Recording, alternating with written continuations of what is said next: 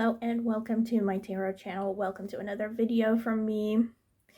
So today's topic is going to be on a original theme. To be honest, I have taken some time to think about which topic I want to do right now because I haven't done like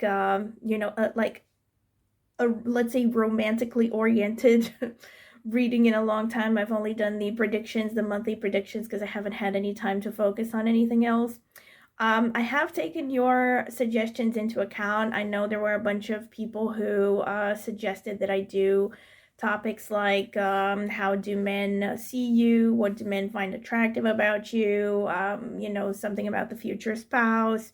I also considered doing a video on what is your future spouse's physical appearance. But then I stopped to think about it, and I have already done those topics multiple times before. Not that it means I cannot do more on the same topic, but I really wanted to do something original this time, something I haven't really done before. So, and also something that's relatively lighthearted and fun. So I decided to do something called How Does Your Celebrity Crush how would your celebrity crush see you or feel about you? Now, of course, the reason I say how would your celebrity crush is because I'm taking into account the fact that most people probably haven't met their celebrity crushes. But of course, if you are in the minority of people that have actually met the person in question, you can say, how does this person feel about me or see me, right? Yeah, but this is the main theme, basically. And as usual, I want to mention that I have chosen these crystals intuitively. Basically, from my collection, I have asked Spirit which crystals should I choose for this particular topic, and these are the crystals that came out in this order. So pile number 1, you have this aquamarine crystal. Pile number 2, you have this onyx crystal, black onyx. Pile number 3, you have this tiger's eye crystal.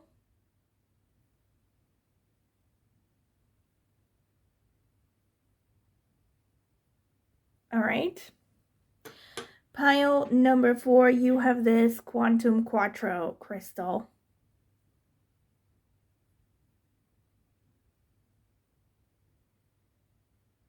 All right, so you can pause the video if you need more time to decide. As usual, my recommendation is that you take some moments to meditate upon the question, take some deep breaths. You can also address it to a higher power like God, Jesus, the Virgin Mary, Kali, Durga, whoever your spiritual guide is. You can address it to your higher self, to spirit, guardian angel, whatever, right, for more insights. And my recommendation, like I said, is to take some moments, really meditate with your eyes closed, take some deep breaths, exhale longer than you inhale. That will help center you and calm you down. And then open your eyes and choose the first pile that stands out to you intuitively without overthinking. And of course, if you feel drawn to more than one, feel free to watch several or even all of them and just take whichever messages resonate. And before I sign off, I do want to remind you one more time to please subscribe to my channel if you have found value in any of my readings, and consider clicking on the notifications bell if you want to be notified every time I upload a new tarot reading. Thank you, and I will see you at your pile. Okay, so this is for those of you who want to choose with a crystal as well as an oracle card. This is going to be the selection phase. Spirit, tell me about pile number 1. How does their celebrity crush on their mind see them and or feel about them? Would see them or feel about them if they met them, right? Spirit, tell me about pile number 2, the black onyx group. How would their celebrity crush see them and or feel about them if they met them in real life?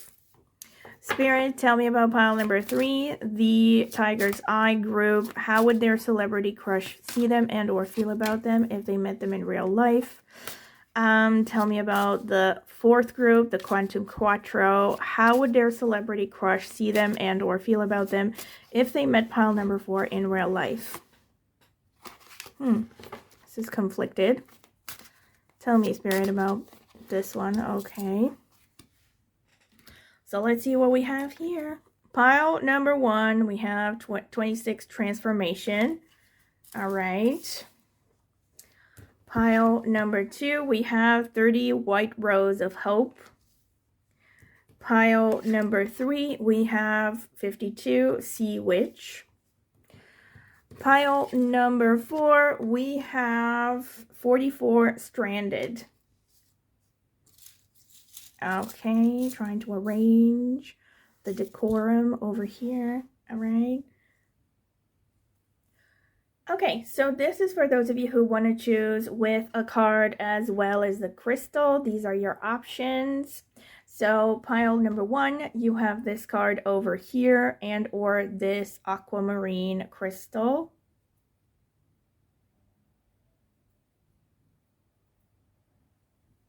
Pile number 2, you have this card over here and or this black onyx crystal.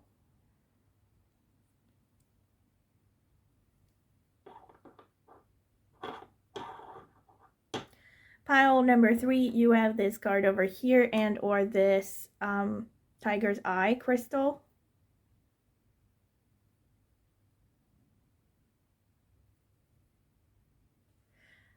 Pile number 4, you have this card over here and or this Quantum Quattro crystal.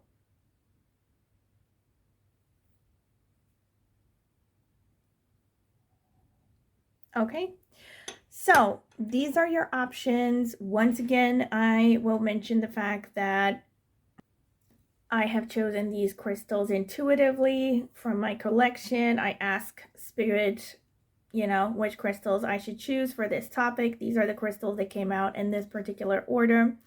And so my recommendation is that you also use your intuition to choose your pile. As usual, I recommend that you take some moments to meditate upon the question, take some deep breaths, exhale longer than you inhale, keep your eyes closed, meditate upon the question, and then also you can address it to a higher power like spirit, like a guardian angel, your deity, whatever it is that you believe in, and then open your eyes and choose the first pile that stands out to you intuitively without overthinking it. And of course, if you feel drawn to more than one pile, feel free to watch several or even all of them and just take whichever messages resonate. Before I sign off, I will remind you once again to please subscribe to my channel if you haven't done so already. It's the easiest way to support me and it is free. And also consider clicking on the notifications bell if you want to see when I upload a tarot reading. I, won't be spamming you a lot because those of you who have been subscribed already probably know that I haven't really had much time to post too often recently, but I hope to change that soon, okay? Either way, thank you very much, and yes, I would appreciate it if you had your notifications on. All right, I will see you at your reading.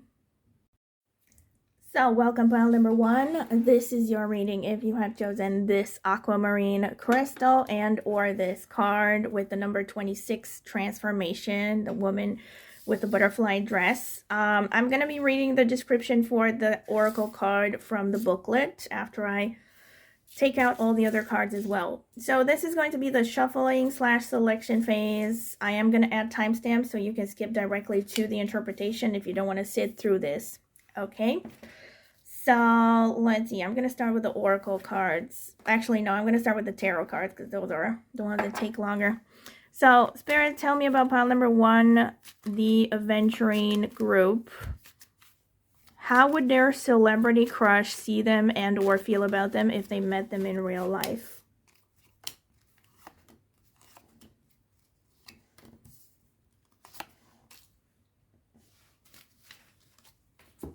Let's see what we have. 2 of Pentacles, the Hermit, 5 of Swords, King of Wands, the Star, 9 of Wands. All right, let's see what else. Spirits, tell me about pile number 1, the people who chose the aquamarine crystal. How would their celebrity crush see them and or feel about them if they met them in real life? Oof.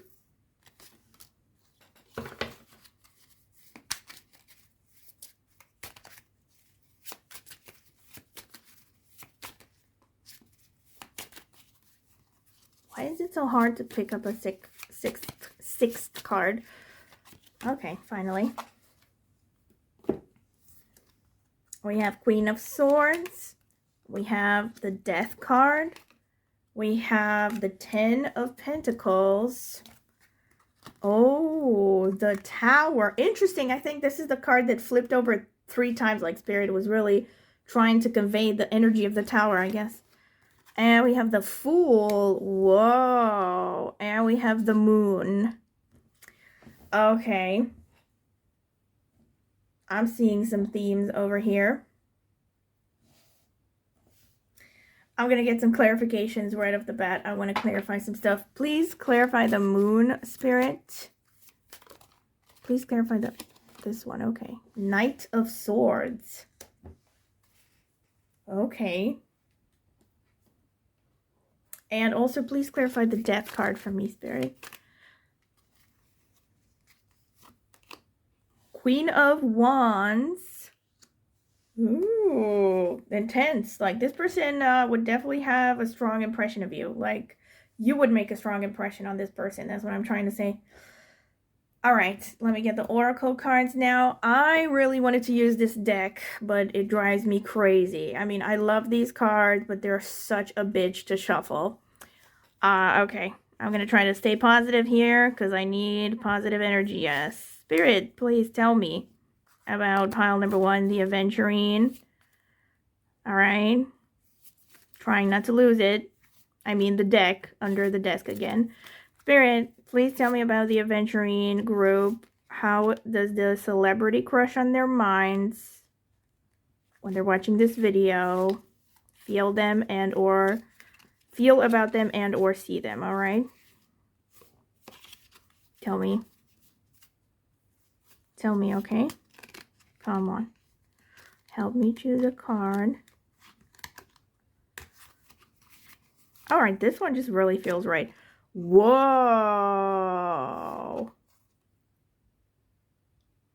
This is basically death. Does anyone speak Greek?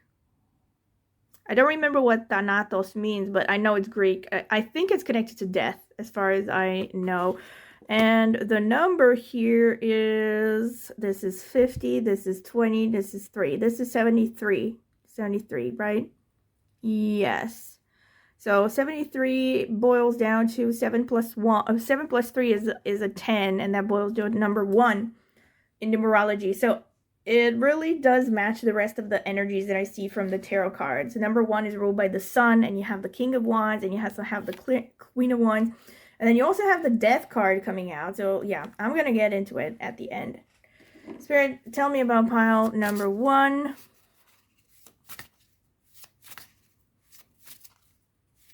How does their celebrity crush? Okay. This one came out. So, Spirit, tell me about pile number 1. How does their celebrity crush see them and or feel about them? Ooh, surrender. And here we have butterflies again. Surrender. And we have Rhinoceros 32, moderation. This is what it says here, moderation. And then we have this card, Thanatos, which I think is connected to death. And the image here, I cannot quite make out what the image is about. It's something potentially creepy. It's like a foot and some hands, and I don't know. I don't think I want to know. And something that looks like a skull, but like a contoured. It's really creepy. Anyway, and it's also, like I said, it has the number 73 on it, which boils down to a number 10, and therefore a number 1 in numerology, which is ruled by the Sun. So this shows that this person sees you as very intense, okay? Also, let me start by explaining what I did over here. So I pulled a clarification card for the Moon, and I got the Knight of Swords. And I also pulled a clarification card for the Death card, and I got the Queen of Wands. So, also, let me read the description for the number 26 transformation from the booklet over here. Let me see what it says.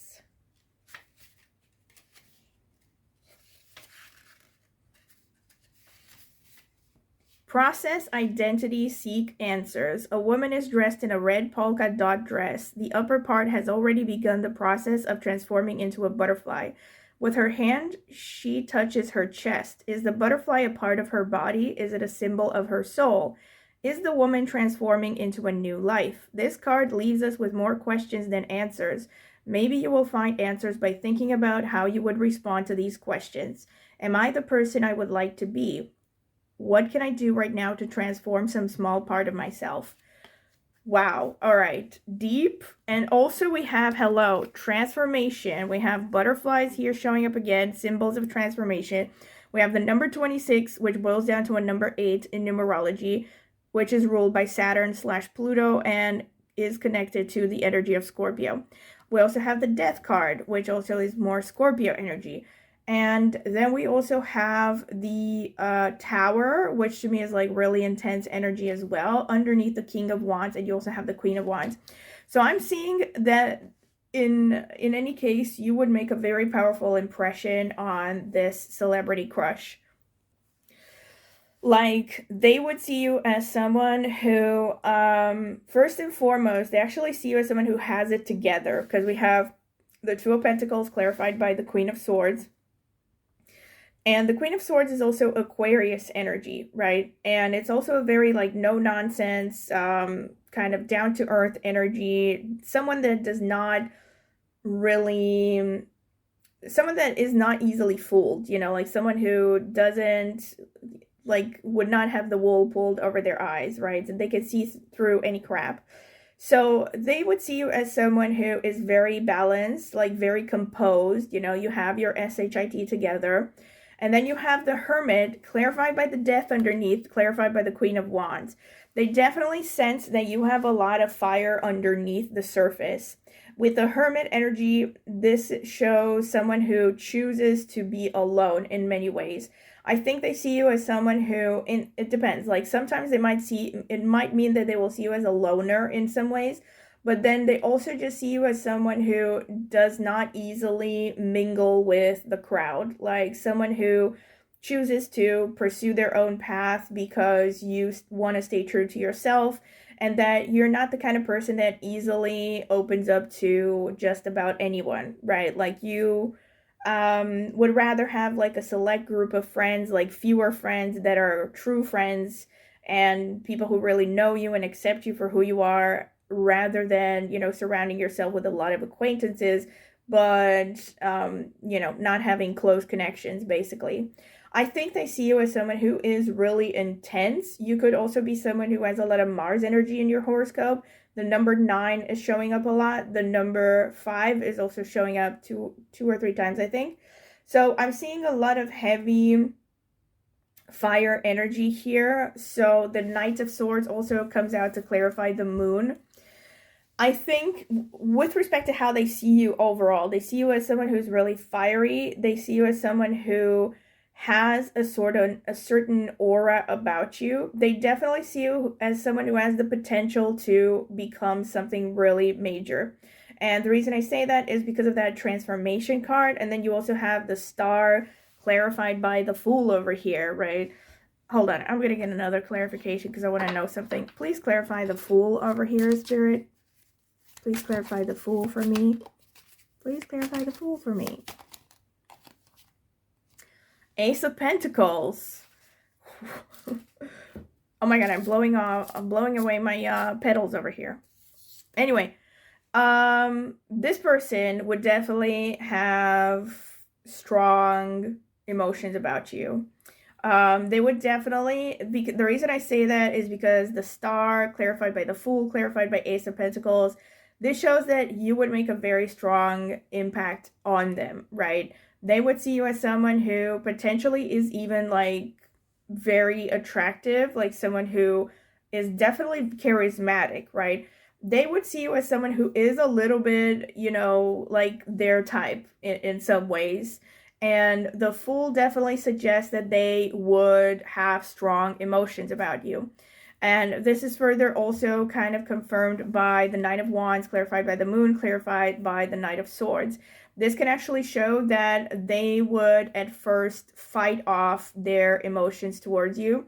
They would try their best to, you know, defend themselves in a way, like keep their guard up maybe. But the Moon and the Knight of Swords definitely shows, like, repeatedly the fact that you would stir up very strong emotions in this person. And I have to say also, again, they see you yourself as someone who is a strong personality. You know, this is how they see you. They see you as kind of like fire underneath the ice. You know, this is the main energy that I'm getting here. Like, they can sense the fact that even though you seem composed and like you have it together, that there's a lot of passion underneath. There's a lot of drive. There's also just a very, like, just someone who has like an unshakable foundation to their core, right? A lot of strength, basically. There's a lot of theme of transformation, a lot of theme of scorpionic energy over here. So I think they see you as very mysterious as well. The Five of Swords with the Ten of Pentacles here can show that what would hold them back, for instance, in maybe potentially pursuing you, would be a fear of how this could impact their career. With the Five of Swords, there's also like an energy of overthinking. So what could impact them from, you know, pursuing you, what could keep them from pursuing you, could just be their overly analytical attitude, overthinking in other words. And also kind of a fear of failure, honestly. I think this person would actually feel deep down that you might be not that easy to win over, even though, like, I don't know, even if, let's say, you might like them on the surface, I think they can sense that you're someone who has high standards for the people around you, so they might feel like they won't live up to your expectations. This could also show that you might actually bring up some kind of failures that they have had in the past, like not literally bring up like through conversation, but in their minds, like psychologically, somehow your presence, your energy could trigger some kind of fear of failure based on some past and negative experiences that they've had.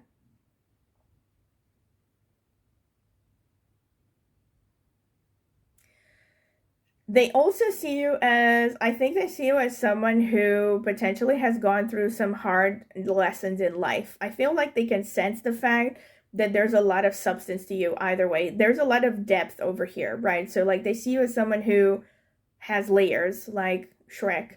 Um, you know, they see you as definitely not someone who is transparent or like someone who, you know, is easy to read. They definitely see you as a mystery. There's something also potentially ethereal about you with all of this mystery, all of this moon energy. And this is going to be like really weird. But I think on some level, they might, like, you might remind them of one of their parents, like especially their mother figure. I would go with the mother figure because the moon is at the end. All right. Either way, they see you as intuitive as well and someone who has a lot of emotional intelligence, but they also see you as someone having really intense emotions and potentially a hot temper. I wouldn't be surprised if maybe some of you have placements in Purva Bhadrapada or Ardra Nakshatra and or 8th house, Scorpio, Mars prominently placed, because of all the energies that I'm seeing here. Also, maybe a sun that is prominently placed because there's a lot of sun energy, a lot of fire as well. Okay, this is pretty much what I have from the cards, really. Let me get the astrological cards. Let's see. Spirit, how would pile number 1 celebrity crush see them and or feel about them if they met in real life? Why do I feel like I have... No, they're not upside. I was going to say I put these cards upside down. I didn't. All right. Let's see. Ooh. Oh my gosh, we have the moon. We have a, like, oh my god, I don't want to say, you know what this makes me think? Oh my god, we have Mercury as well. This is a confirmation of the cards with the number 5 coming out so often. We also have 32 here with boils down to a 5. I was just gonna say that the moon reminds me of that meme that I saw with a picture of Freud, and it said a Freudian slip is when you say one thing but mean your mother. I mean another. Like, I really feel like you might conjure up some mommy issues with this person. I swear to God, pile number 1. 12th house, okay, Mercury, Pluto, hello, bingo, more confirmation. And we have opposition, tension, and opposites. So opposition to me is actually a confirmation that this person is going to be attracted to you because, hello, opposites attract. And I also think on the one hand, it shows attraction, but on the other hand, it also can show they see you as a potentially contradictory character. Like they see you as possessing rather incompatible characteristics, right? I don't know, like maybe you're shy but you're also very no nonsense, right? Or I don't know, maybe you are friendly on the surface but you have a lot of depth and very strong boundaries as well, like you're not desperate for acceptance or validation, right? So anyway, they see you as like a really complex character. The Pluto definitely strongly confirms that they see you as someone who has a lot of depth. And the moon, hello. Okay, aside from the mother jokes here, I think that they also see you as someone who's very feminine, all right? Now, if you're a man, they see you as someone who has like a sensitive side, a vulnerable side, right? And I think for the most part, considering the vibe in this reading, they find this really attractive, whichever their gender is, right? They feel drawn to your soft, sensitive side. And I think especially if you are a woman, this person sees you as very, very feminine, right? So they're very drawn to how feminine you are. They might also see you because you're feminine again. They might project on you that you would make a good mother, that you would make a good wifey, right? And Mercury and the moon, they will definitely feel drawn to your face, your facial features, maybe your hands as well, your arms and your hands with Mercury. And they will also see you as very youthful. Mercury energy is youthful, it's associated to children. They might even see you as a little bit childlike, irrespective of your age. On the other hand, they can also admire your communication skills and your intellect. They will see you as pretty smart as well. 12th house, spirituality and art. And also 12th house and Pluto. This kind of feeds into the theme that I was talking about of you having a strong intuition, a tendency maybe towards mysticism, and a secret hidden side. I feel like you're the kind of person that makes this person keeps them gives them an energy, gives them a feeling like you're a deep well of secrets that they could never get tired of, unveiling, let me put it like that. With the 12th house especially, 12th house especially is about spirituality on the one hand, but then it's also connected to secret affairs. So yes, I think they see you as someone who's a romantic person. They see you as someone who's creative, potentially artistic as well, and also very intense emotionally and having a lot of depth. They also see you as someone who has a strong insight into human nature, can read people very easily. And with the 12th house energy, I think they might also see you as really exotic and different from anything that they have seen, because 12th house is connected to faraway lands, foreign cultures, so they might find something about your background to be really exotic and appealing. Okay, this is what I'm seeing from the cards. So let me get the Astro dice right now. Spirit, tell me about pile number 1. How does their celebrity crush see them and or feel about them? Tell me. Oh my god, the Mercury came out again. Oh my god. Cancer, this is the third time that we have the moon energy, and we have the number 4, which actually corresponds to Cancer and the moon energy. Now, the number 4 can also be read, if you look at it from numerology, I would also see it as connected to Rahu, the planet that co-rules Aquarius. And it's also the planet that deals with exoticism, foreign countries, foreign origin. So I think they see you as they would see you as exotic. But then the number 4 is also stability. So I think they also see you as someone who is very stable, like solid, dependable. And I definitely feel with all the moon energy coming through, not only do you bring out their mommy issues like a mofo. Depending, okay, it might be daddy issues, depending on the situation, but I would say mostly mommy issues over here, because like the moon is the mother archetype, all right?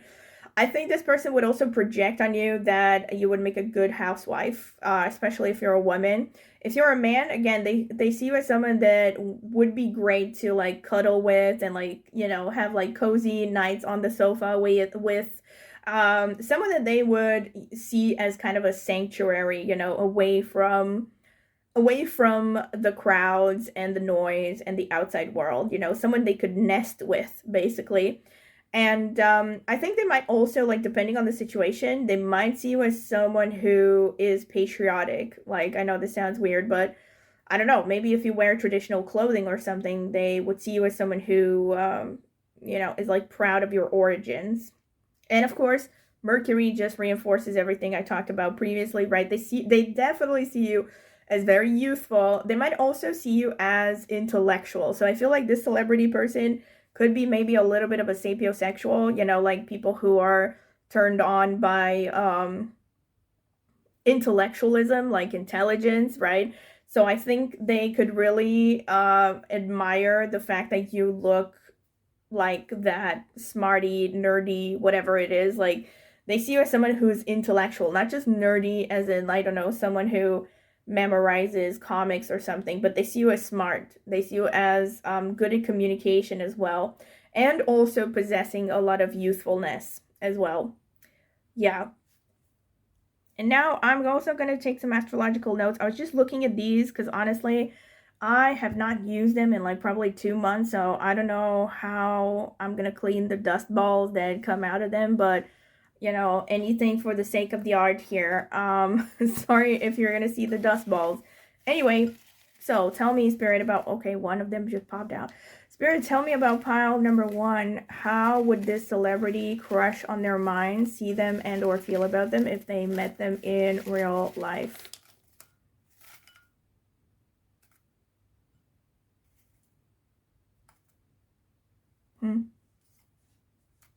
Okay, I feel like that's enough. That is more than enough. Let's see what's going on over here. We have Libra. This is the opposition sign, all right? I feel like this person sees you as spouse material, and I'm not kidding here. Because, like, opposition is the 7th house, right? It's the house of the spouse. That's right, opposite the self. And then Libra is the sign that is associated to the 7th house, And bingo, we have Aries as well. So I feel, and also Libra kind of goes hand in hand with the 2 of Pentacles that came out, the Queen of Swords. So they see you as someone who is intellectual, refined as well, and they see you as someone who's balanced. Like, that's the key word. We have Capricorn as well. We have Saturn here. So I think they see you, again, serious. It's pretty serious as well. Here we have, oh my gosh, we have Mercury for, what is it, the 3rd time? Yes.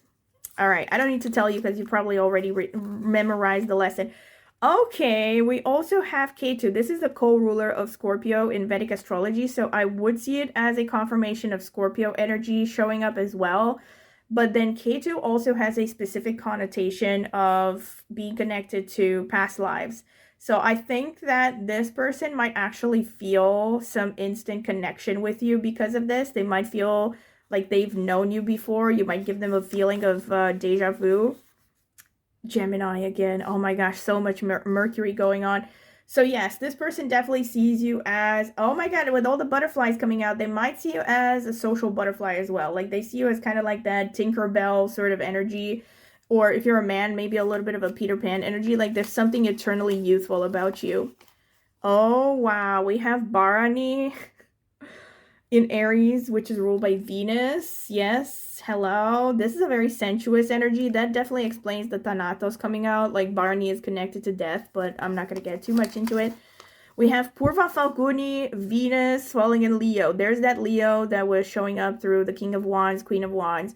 Purva Falguni is the nakshatra of the lover, the courtesan. So this person is definitely going to see you as very sensuous and very attractive. And we also have Hello, Pushya falling in Cancer, very strong confirmation. This is also a very kind of lush and feminine nakshatra, like many women who are seen as like, you know, sex symbols and very attractive, have prominent Pushya placements, like Angelina Jolie has ascendant in Pushya. I think Kylie Minogue has ascendant in Pushya. And if I'm not mistaken, Pamela Anderson also has some prominent Pushya placements. Yeah. So, oh my gosh, Giesta, Scorpio, ruled by Mercury. So we definitely have that Scorpio confirmation coming through. We have Magha, also, which falls in Leo and is ruled by Ketu. This is such a strong confirmation of what I said with you being proud of your origins. But, okay, I'm going to unpack it in a little bit. And we have Swati falling in Libra, ruled by Rahu. Okay, so we have a lot of Libra going on as well. So overall, with 2 Venus-ruled nakshatras and 2,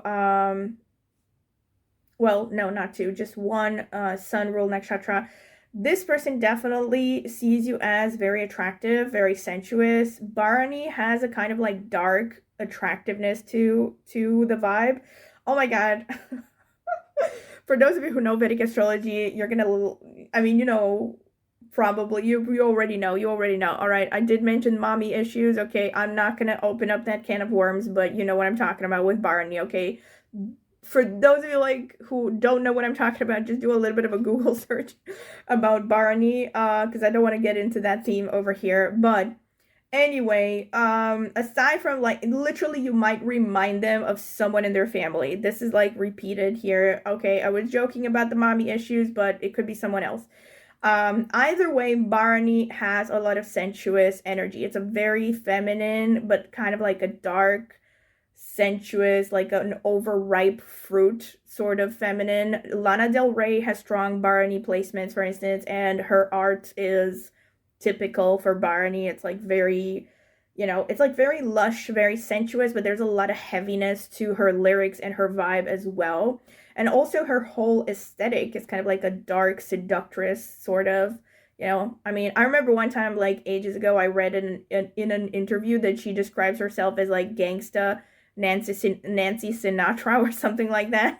So it's kind of like that vibe, okay? I'm not trying to say that this person's going to see you like Lana Del Rey, but there could be a little bit of that energy. Purva Falguni also is a very sensuous energy, and especially in a woman's horoscope, it makes women very alluring, very attractive. Like I said, it is the nakshatra that is connected to the lover archetype, the courtesan archetype. You know, like women who are just, you know, kind of like, what was her name? Marie Antoinette. You know, they're all about sugar, spice, and everything nice. And also, Purva Falguni tends to be very attractive, tends to have like a lot of the features that men traditionally find attractive, you know, like a baby face and full lips and, you know, a rounded forehead and nice eyes and clear skin and fluffy hair and all that, right? So there is something about the physical appearance that is attractive to this person. Pushya, again, there's a lot of sensitivity. There's a lot of like a nurturing energy with Pushya. Like you care about, you give off this caring, nurturing vibe as well.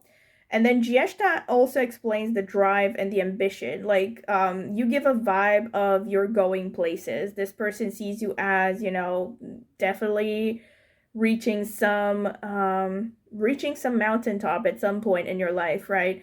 Swati also explains the charisma, the social butterfly aspect. I think this person would see you as someone who is pretty good with dealing with people from all walks of life. And Swati is also very charismatic, typically someone who's photogenic, telegenic, right? Because a lot of famous people have Swati placements, so that would make sense. And yeah, like you are someone, for instance, that could work a crowd. They see you as someone like that, someone who could learn to be very socially graceful and charismatic. Magha Nakshatra again is confirming what I said about you being proud of your origins. You give this vibe. There's also something about your aura that can show as regal, royal, you know, like I think this person will look at you and think that you come from good breeding. Let me put it like that. I don't want to see like aristocracy, but they will see you as someone who, you know, is like coming from a higher up sort of background. I think they see something very refined about you. And then also with Magha, they could really notice your body, like your vibe. So you have Magha and Purva Falguni, which are kind of like counterparts, really, when it comes to the Yoni compatibility. Again, I won't get too much into Vedic astrology. If you want to see more about Vedic astrology, check out the video description with my link to my astrology channel. Closing the parenthesis. Anyway, I think there's something to be said about you coming across as very sensuous. I think you have this kind of energy that is very, on the one hand, balanced. I think you come across as someone who has good amounts of both masculine and feminine qualities. But on the other end of the spectrum, I think they see you as someone who would be very sensuous, like, you know, comfortable with your body, comfortable with your sexuality, stuff like that. Again, this could all just be projection, but I'm just telling you what I see over here. All right. And also with Jyeshta, again, being ruled by Mercury, and there's definitely a lot of Mercury in addition to the Capricorn as well. So they do see it, like I see, they see you as very youthful, very maybe even a little bit childlike in some way, and very smart. And they also see you as very driven and ambitious. Yep. Okay.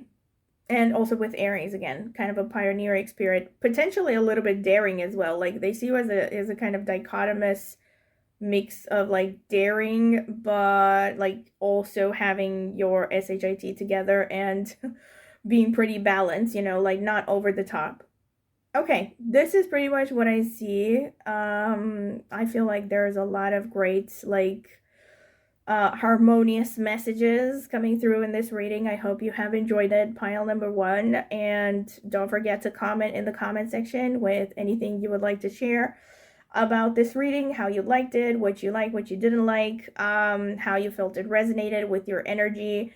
And yes, if you have enjoyed it, also don't forget to like the video, subscribe to my channel, and click on the notifications bell to see when I will post a new video.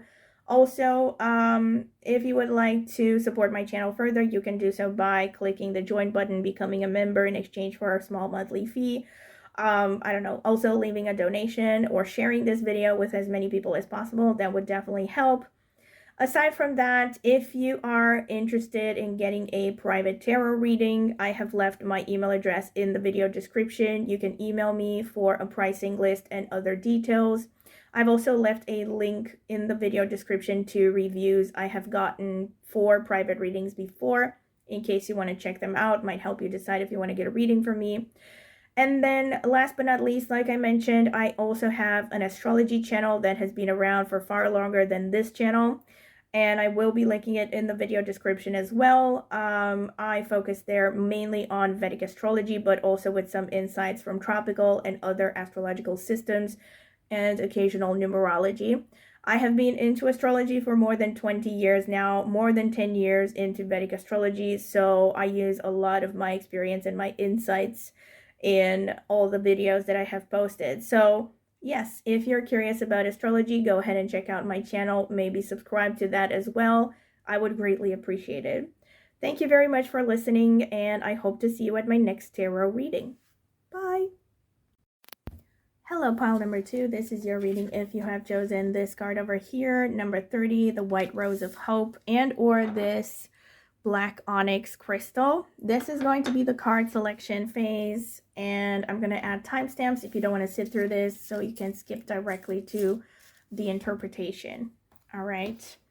Spirit, tell me about pile number...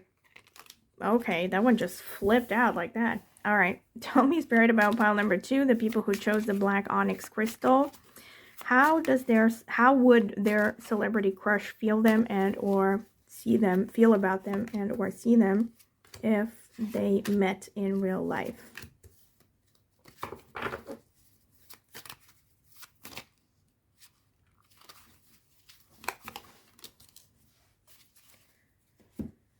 So we have the Knight of Wands, we have the Seven of Pentacles, we have the Nine of Swords, we have the Five of Pentacles, we have the Empress, we have the Ace of Swords. Okay. Let's see. Tell me about pile number 2, Spirit. The people who chose the black onyx. How would their celebrity crush see them and or feel about them if they met in real life?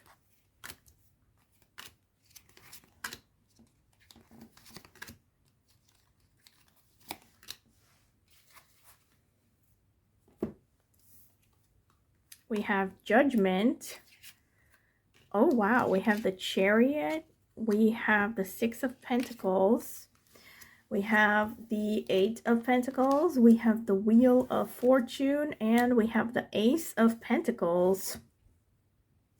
Intense.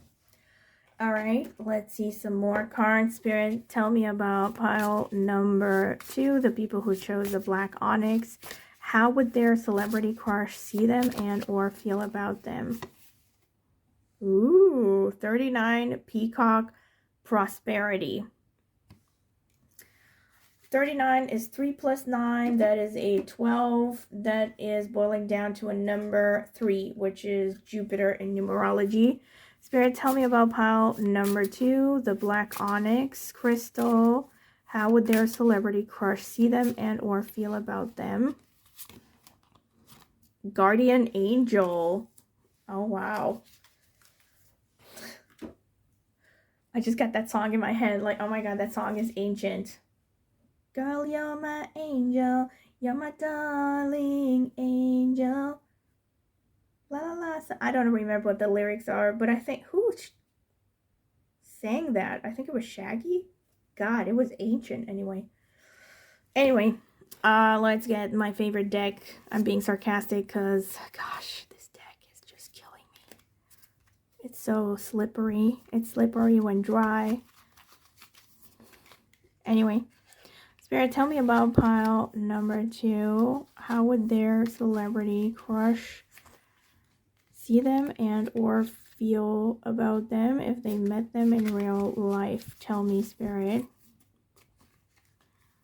Tell me, Spirit. Oh, this one.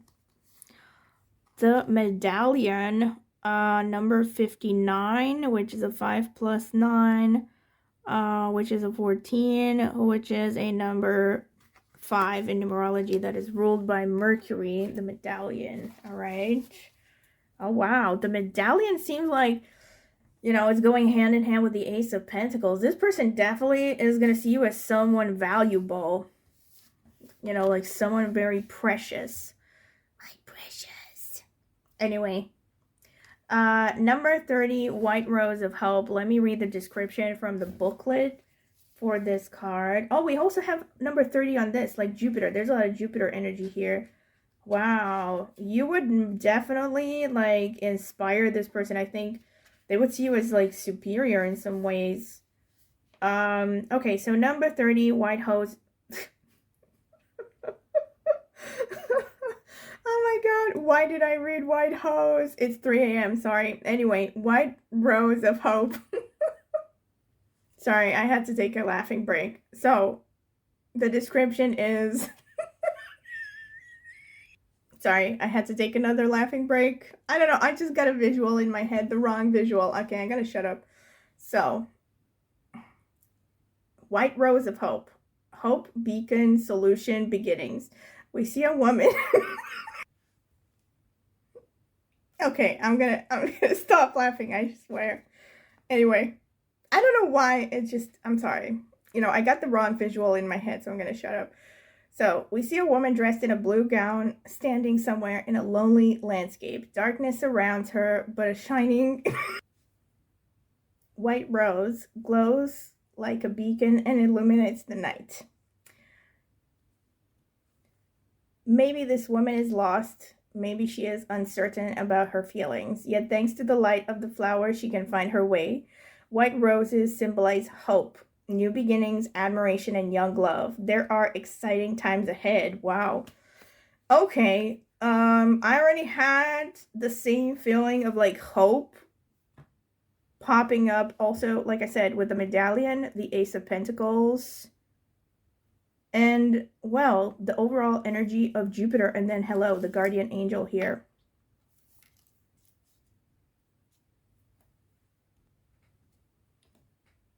So this person definitely, like I said, sees you as somehow inspirational. I mean, and again, obviously it depends a lot on who you are. I don't know, maybe you're someone who has a certain reputation of your own, or maybe when they hear about you, or when you talk about some things in your life, they will find you as inspirational. I think they will admire you in some way. But also with the Jupiter energy, there's definitely this vibe of, positivity. Like they will see you as, I don't know, someone who is bringing sunshine to their life, making them just like this medallion vibe, it's like you're the light in the dark somehow for them. You just make them feel optimistic and alive, and like there are things worth fighting for. I mean, like I said, I think this person would see you as someone who's very precious. My precious. Sorry, I swear to God, I haven't smoked anything. I don't know what is wrong with me. I haven't done a reading in a while, and I forgot how to be civilized. Anyway, so anyway, no, seriously now, I'm serious. They will see you as someone precious because of that Ace of Pentacles. Ace of Pentacles, I mean, look at the symmetry here between these cards, like reaching for the light. Hello. And the symbolism, the meaning of Ace of Pentacles generally is like a gift. They will see you as a gift in some way. Like they will be happy to have met you. Also, incidentally, Jupiter rules humor. All right, maybe there's a reason why I like can't stop laughing. Okay, I stopped. I swear I have stopped. All right, if I keep getting into things, I don't know, I might take a Xanax. Haven't had a laughing fit in a long time, I swear. So maybe there is some meaning behind that. All right, don't get annoyed with me in the comment section. Anyway, we also have that Knight of Wands energy. We have the Judgment. Hold on, I'm going to clarify this. Please clarify the Judgment card, Spirit. Please clarify the Judgment card for me. Okay. Four of Swords. Please clarify the Four of Swords. King of Pentacles. I think they also see you as quite abundant, and I think they see you as someone who, I mean, with the Judgment, by the way, Jupiter also presides over intellectualism and education and academia, especially like higher education. So I think this person could see you as a very intellectual person, like a bookish, smart person. I think if they got to know you, they might be impressed by your knowledge, your views of the world, maybe your belief systems as well, or rather your sense of faith in general, right? But then the Judgment just shows that this person would see you as someone who has like solid judgment, someone who can be relied upon to make good decisions. And I think, like I said, with the King of Pentacles, the Four of Swords, so they see you as definitely someone who has deep thoughts, and yeah, they see you as someone who's smart. And then we have the Seven of Pentacles and the Chariot. Hold on, I need to pull another clarification. Spirit, please clarify the Chariot for me. Page of Wands. Oh yeah. Yes. Okay, another one. I need another clarification. We also have the number 3 here on the pet. Every time you see number 3, there's Jupiter energy, all right? Please clarify the Empress card. Oh my gosh. The Magician. Bruh. I mean, this person... Also, there's a lot of number 1s, which is like sun energy, which is also very fiery. Sorry. And this person sees you, number one, is very fiery. So you come across as fiery, but then I think they also feel pretty passionate about you. Like the Page of Wands and the Chariot do show a kind of attraction, a kind of drive going on, all right? Then we have the Magician. I mean, they see you as someone who is very good at getting what you want. There's also a lot of charisma about you. They see you as very charismatic, potentially very powerful, like having some kind of a powerful aura. With all the Jupiter coming through, with the Magician coming through, you might have placements in Purva Bhadrapada maybe, because Purva Bhadrapada is ruled by Jupiter. It's a nakshatra or a lunar mansion. It's a concept in Vedic astrology, for those of you who don't know what I'm talking about. Also, you can find out more about it in my astrology channel, in case you're curious. Either way, it's very much connected to black magic. You know, it's connected to like a lot of mysticism, occultism, you know, interest in the dark side, and also kind of, you know, there's kind of like a dark sexiness about it. And aside from that, you can also have placements in the other Jupiter ruled nakshatras, which are Vishaka and Punarvasu as well. Or you could just have a prominently placed Jupiter. Maybe a lot of placements in Sagittarius and or Pisces, or a lot of placements in the 9th house, which is ruled by Jupiter, right? Either way, I think this person sees you as someone who has like a broad view of life, someone who is like, you know, sorry, someone who has like a vision for their lives, for what you want to achieve. And they see you as, you know, being a little bit mystical in some way, I think. Possessing some kind of, I don't want to say dark magic powers or something. You know, I'm getting two songs in my head right now. One of them is Black Magic Woman by Santana. The other one is Dark Secret by, I don't know who played that song, but it's on the soundtrack for The Craft, the original movie The Craft from like 1998 or whenever it came out. Something about you carry a dark secret. There's a dark secret you carry with you. And if the world doesn't understand you, you can make it. Oh, there were some lyrics that really stood out to me. It was something like, you are sickened by the weakness of a heart that's filled with fear, and if the world can't understand you, you will make it disappear, or something like that. There's just, you know, it's like basically about witchy stuff, and like this is the vibe that I'm getting here for some reason. It's like they like you, but they also can sense that there's just something like hidden about you. Also, sorry, with all the number ones that I was talking about, you might also have placements in Kritika, placements in Uttara Falguni or Uttara Ashadha. These are the nakshatras ruled by the sun. Or, of course, you could have placements in Leo or the 5th house. And the reason I also especially talk about Kritika is because you have the peacock here, which is actually connected to Kritika nakshatra. There's also a good amount of number 5s in this reading, which is connected to Mercury. So I think this person sees you as pretty clever and good at communication, and also youthful. And then, of course, with the Empress, they see you as attractive. I mean, they see you as beautiful. You know, they see you as beautiful and powerful at the same time. Like, you have a powerful aura about you. What would keep this person from like making a move towards you would be their own anxiety. We have the 9 of Swords. Hold on, I need to clarify the 9 of Swords. Please clarify the 9 of Swords, Spirit.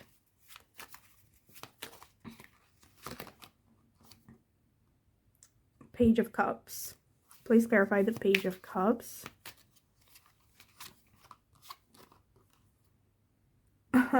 9 of Pentacles. So I think this person would be anxious about pursuing you because they're afraid that you're like from a noble background, like you come across from, how should I put it? Yeah, they might think of you as like coming from a higher place in life somehow. Not necessarily when it comes to money, but somehow from your breeding and your behavior.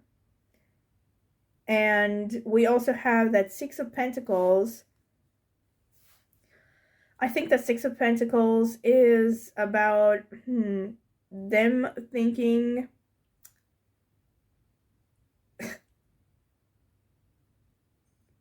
this sounds cheesy, but it is. This is what I'm getting. I think they would be afraid of what their fans would think if they were to pursue you romantically. Hold on, I'm going to get another clarification. Please clarify the Six of Pentacles. Please clarify the Six of Pentacles. Knight of Swords. Yeah, I definitely believe that. This is like reinforced. I think, all right, maybe this is, I hope this doesn't sound bad or something, but I think you would be the kind of person that is too strong of a personality or something. That's mainly what I'm getting. Like, you come across as a really kind of go-getter, strong personality, potentially intense and impetuous. Like, they would be worried about, yeah, I think they would be really worried about how people would see them if they pursued you romantically for some reason. But the main reason I'm feeling actually is the fact that you have a strong personality. The Five of Pentacles and the Eight of Pentacles, I think they also see you as someone who has worked really hard for what you have and like has achieved some level of success through your own efforts, and they admire that. And they also see you as someone who can handle crisis situations. Like, you come across as someone who would, you know, land on your feet after a difficult time. Hold on, I need to get more clarifications. Please clarify the Ace of Pentacles, Spirit. Oh, wow. Holy moly. Please clarify this. Wait. Please clarify the Star. Oh my gosh. Oh my gosh. Yeah. And look at this. The Ace of Cups was at the bottom. I feel like there's a message behind all that. Like, all the aces almost have shown in this reading. So with the eight, I mean, hello, Ace of Pentacles, clarified by the Star, clarified by Ace of Wands, you would definitely turn this person on. There's no other way to put it. All right. I'm getting Light My Fire by the Doors playing in my head. Like, this is pretty much the vibe that I'm getting here. I think they would find you very attractive, but I think they're also terrified of you on some level. They're like terrifyingly attracted to you. Yeah. They're definitely attracted to you. I mean, I can, you know, that's all I'm going to say. I keep looking for other words to express how attracted they're, but I don't want to get into that. All right. So anyway, they would find you very attractive, definitely. And also with the Empress and the Peacock, hello, they would definitely find you beautiful. They would look at you and be like, damn, you know, like, this is the kind of person that I could be with, basically. Now, I'm not really like seeing, I don't know, I'm not necessarily saying that they wouldn't fall in love with you or something, but I'm not seeing anything like super emotional or romantic here, right? I'm seeing a lot of like just physical attraction. They would definitely be drawn and intrigued by you. Like I said, Black Magic Woman by Santana, listen to that and you will get the vibe that I'm talking about. Okay, let me get some astrological cards as well. Spirit, please tell me about pile number 2. What would their, I mean, yes, how would their celebrity crush feel about them and or see them?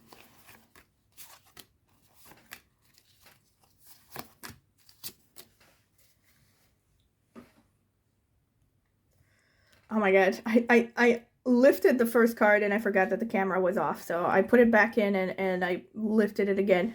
Lilith, hello. We have wild femininity. I was gonna say, I just said Lilith, hello, and then I realized the camera wasn't rolling. I'm sorry. Like, but you have to take my word for it. It was there. All right.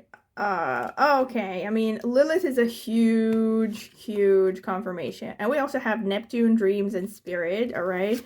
We also have Aries, the combative. Okay, that's that Chariot energy. And like I said, you coming across... Wow, you coming across as a very strong personality. Mars as well. And Scorpio, I cannot deal. Are you kidding me? Like, wow. You come across as a... This is why they're afraid of what people might think. Oh my gosh, there's so many confirmations over here. So many confirmations. Oh my gosh, you would definitely get this person's blood boiling. I swear to God. I mean, hello, especially if you're a woman, okay? This is not just for women, don't get me wrong, but especially if you're a woman, this man will see you as like, you know, the embodiment of all of his wildest fantasies, like the secret, you know, I mean, those of you who are familiar with the Lilith archetype, you know what I'm talking about, right? So you're the kind of woman, like I said, black magic woman, right? Like the kind of woman that they would love to go for, but they're terrified to go for, right? The kind of woman that I think they would feel that they would lose control over, right? Now, depending on this celebrity, I don't know. They could be turned on by the prospect of taming you, or they could just be completely terrified and just run under their beds, basically. But they would definitely be fascinated with you, all right? They might even actually borderline develop an obsession with you. Now, obsessions usually are not healthy. That's all I'm going to say. But I would definitely see some kind of obsession here. Now, again, I'm not saying that this could not also have some emotional involvement, but I'm seeing more like that crazy Lilith driven attraction of like, I know I shouldn't go for this person, but I can't look away. That kind of thing. Actually, again, if you're interested, on my astrology channel, I have done a video about Lilith and synastry, so I would recommend watching that. I will link my astrology channel in the video description. And all this Mars, like Mars energy in and of itself, is very sexual energy because it's connected to the root chakra. It is, like I said, a confirmation of the Chariot, the Ace of Wands. I mean, hello, you would definitely turn this person on. There's no other way to put it. Aside from that, though, like I said, they also see you as a very intense person. Like, very intense, very driven, someone who's no nonsense, you know, eyes on the prize kind of individual. They also see you as very mysterious, doubly mysterious, like you are Scorpio and you are Lilith, all right? So the dark feminine archetype, the untamed witchy person. But also Lilith, ironically, as much as it has kind of like this, you know, reputation of being the dark, wild, and untamed, there's also an energy of kind of like a wounded warrior about Lilith, you know? It is the archetype of the scapegoat as well. And I think this person would also see you because of that, like Ace of Pentacles. It's like they will feel like on the one hand they want to tame you and they want to possess you, but then they also want to protect you. Like they will see you as maybe also, I'm getting this vibe as well.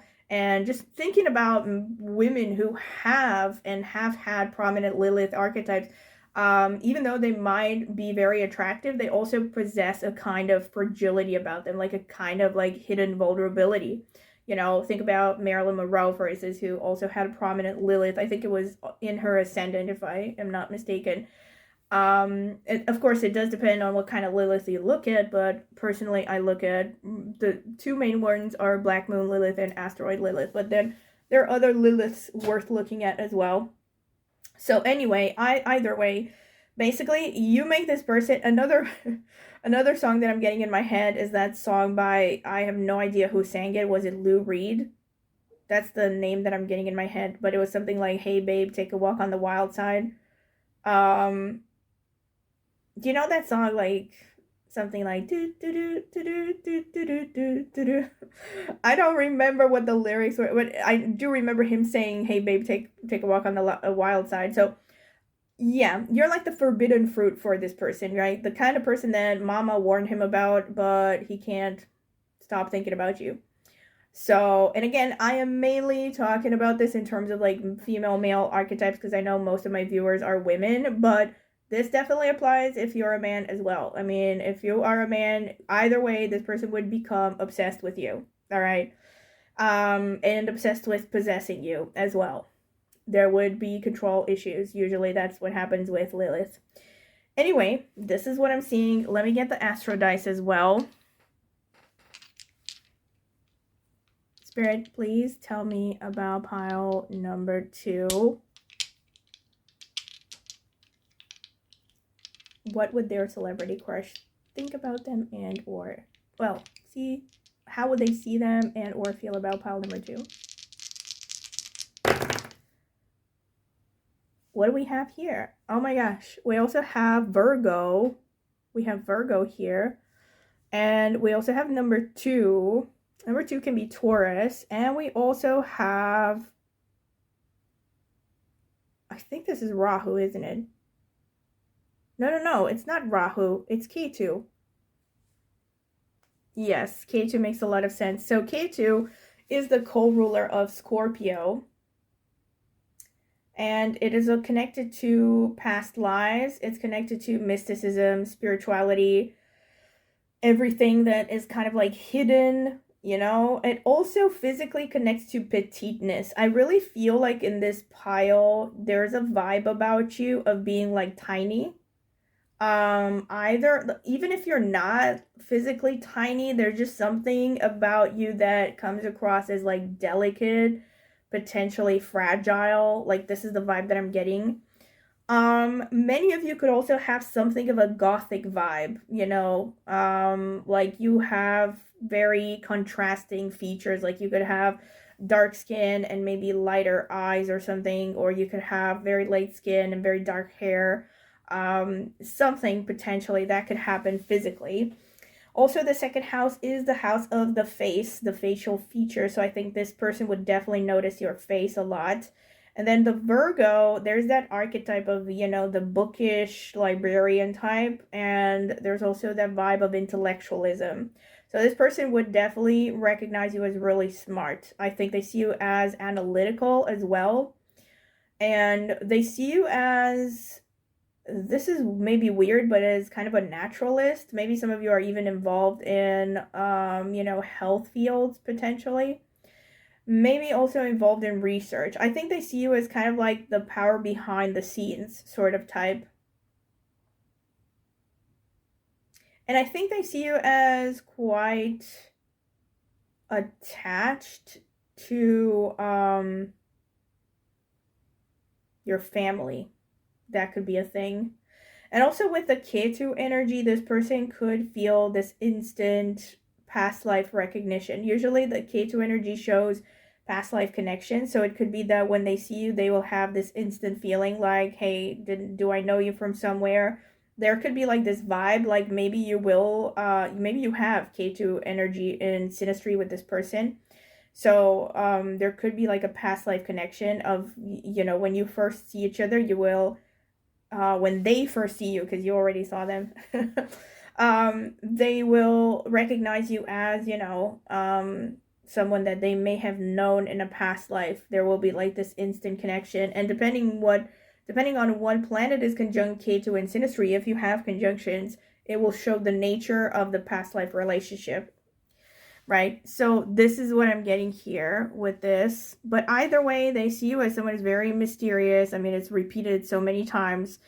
Someone who has like potential like connection to magic, to like occultism. Like I said, black magic woman. This is what I'm seeing. All right. Let me get also some astrological notes. Spirit, tell me about pile number 2. Why am I surprised? I think I've said this before in other readings. Whenever I get the black onyx, I always get these vibes, like the Scorpio, the Purva Bhadrapada, the Lilith, or something dark going on. All right. Anyway, Spirit, tell me about pile number 2. How does their celebrity crush? How would their celebrity crush feel about them and or see them if they met in person? Hopefully, I will not burn anything down.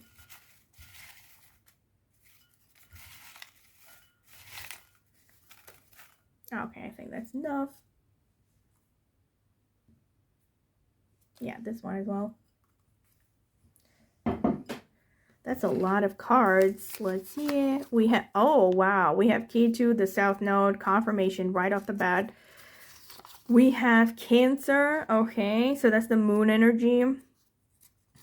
So you come across as really feminine. Libra as well. That's very feminine energy. That's also a lot of intellectual, refined energy. We have a lot of Aries as well. Aries, again, is coming out twice. So we also, oh my gosh, we have Scorpio again. So both Aries and Scorpio came out twice. And we also have Rahu, the north node of the moon.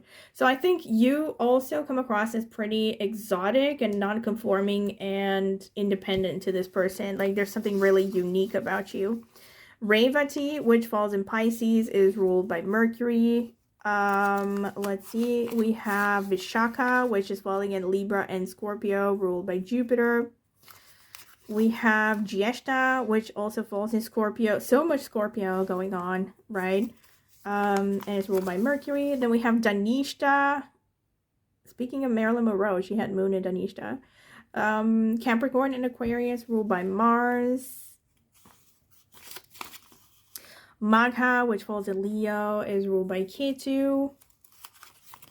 Kritika, such a strong confirmation, Holy Mother of Christ.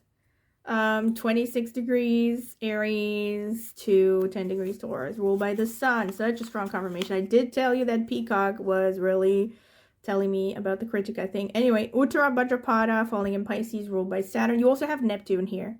So Neptune, Ketu, and Lilith kind of show petiteness, delicateness, or how should I put it? I don't want to say delicacy. Holy moly. I kind of felt this, but I didn't say it, all right? I did say Purva Bhadrapada, but those of you who come from my astrology channel, I think you probably remember I have mentioned this in videos that Ardra and Purva Bhadrapada are like first cousins, because they are similarly, they're ruled by like similar deities in a way. They're very connected. They're both kind of savage and they have a rough life and all that. Anyway, oh wait, I have two more that I had forgotten about. I got all excited and shit. We have Swati, which also falls in Libra and is ruled by Rahu. And we have Purva Falguni, which falls in Leo and is ruled by Venus. So, like I said, you come across as like there's a lot of petiteness to you. If you are a man, there's something about your appearance that is refined. You're kind of like, if you're a man, you probably give off this kind of like, bohemian / gothic vibe. Like I'm getting something like what's his name, Louis from Interview with the Vampire, Brad Pitt playing Louis in Interview with the Vampire. Obviously not saying you look like that, but that's the kind of vibe, like kind of brooding and sensitive and like artistic. If you're a woman, I'm guessing I would think someone like Vanessa Ives from Penny Dreadful. Someone who's like gothic and brooding like that. Not saying you all have to be gothic and brooding, but there's some vibe of that going on. Also with Revati, I mean, with all of these nakshatras, let me take them one at a time. So there is a lot, let me take them one at a time, but let me start with the general theme, which is that they show a lot of attractiveness. So Dhanishta nakshatra is particularly connected to a lot of sexual energy. It's also shown prominently in the horoscopes of people who are very physically attractive, like, tend to have a nice body and all that. Especially in women, they tend to really be known for their physical body. And, like for instance, Marilyn Monroe, Sophia Loren, those are some good examples. Nowadays we have Gigi Hadid. So they tend to have like bodies that are like hourglass shape, but also like really strong and, definitely the kind of women that men would fantasize about, And aside from that, we have Revati Nakshatra, which also tends to show very beautiful facial features. A lot of very beautiful women have Revati placements. Angelina Jolie has 3 planets conjunct, including the moon, which rules the face. With Revati, one of the prominent placements is they tend to have wide set eyes. Then the eyes tend to be very attractive with them. So, Angelina Jolie, Rihanna, for instance, has ascendant in Revati Nakshatra. Let me think. Charisma Carpenter has moon in Revati Nakshatra. Jackie Kennedy had, I think, moon in Revati Nakshatra, and she had very wide set eyes. And back in her day, she was, seen as very classy and very attractive. But yeah, a lot of people who have like Revati, especially like I said, they tend to be known for their eyes. Like their eye area tends to be the most attractive. Aside from that, so again, basically what I'm trying to say is that this person will notice your eyes a lot, maybe. And aside from that, we also have like Vishaka and Dhanishta. Both of them are pretty robust energies. So I think you have a pretty strong looking body, but it's also pretty sensuous as well. You could be someone who works out, like you look like you really take care of your body. So this could really stand out to this person. And we also have Uttara Bhadrapada, which is really graceful. There could be something like, graceful in the way that you move. And then, again, Uttara Bhadrapada and Revati, both of them falling in Pisces, they're very much connected to the eye area, like the eyes looking very pretty. And Purva Falguni is very feminine. It's also known as the nakshatra of the lover or the courtesan archetype. So there's a lot of like alluring, sensuous energy connected to this nakshatra. A lot of very pretty women have this nakshatra prominently placed, and men. Just to give you some examples, Madonna has this placement. Look, I know maybe people nowadays don't know that much about Madonna, but she was really good looking back in her day. And she was definitely known for like, being openly sexual and all that stuff. For instance, Charlize Theron also has ascendant in Purva Falguni, as far as I remember. I think it was ascendant or the moon. Either way, she does have prominent Purva Falguni going on. Rosalia, the singer from Spain, also has moon in Purva Falguni. A lot of women who tend to, be very like conventionally pretty have Purva Falguni. And it's also a nakshatra that it has a lot of petiteness, especially in women. It tends to show kind of small features, kind of a cutesy, rounded face, delicate features and all that. And with men, a lot of handsome men also have this nakshatra prominent. One man that I can think about right off the bat is one man I can think about is the guy whose name I can't remember, but let me think about it. Michael Fassbender. Yeah, I think that's his name. He has moon in Purva Falguni. So anyway, it tends to show up prominently in the horoscopes of people who are pretty good looking. So yes, I definitely, the conclusion being that, this person will definitely see you as very attractive, but then there's a lot of strength and determination as well. So like very intense energy. And the number one suspect here for me is, aside from all the Scorpio and the Aries going on, is Ardra Nakshatra. Ardra is ruled by the god of destruction in Vedic astrology. And really, they tend to be very, they tend to have this kind of like inner vibe of toughness. They're also symbolized by the diamond, which is like the toughest material.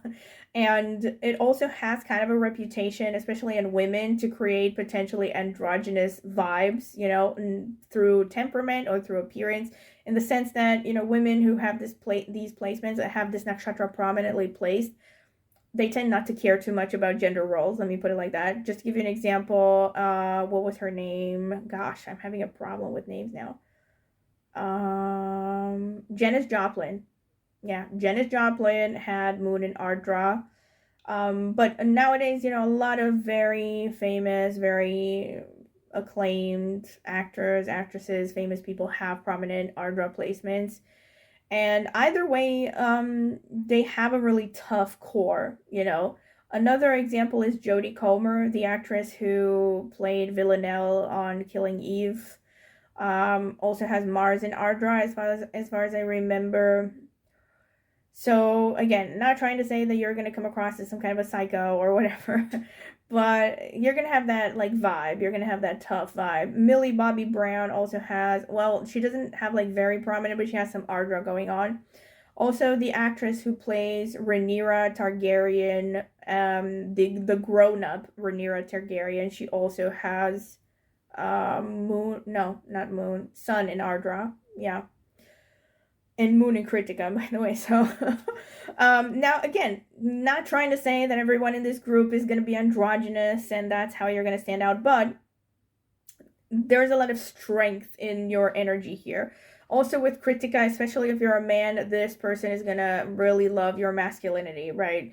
And if even as a woman with Kritika, this can show that you come across as like something royal, regal, someone who has a prominent, how should I put it? Not prominent, like, yeah, someone who has a strong personality, definitely someone who is, you know, independent, and you will give off definitely this vibe of like untamed force of nature sort of thing, right? So that explains the Lilith and the um intrigue on the part of this celebrity person.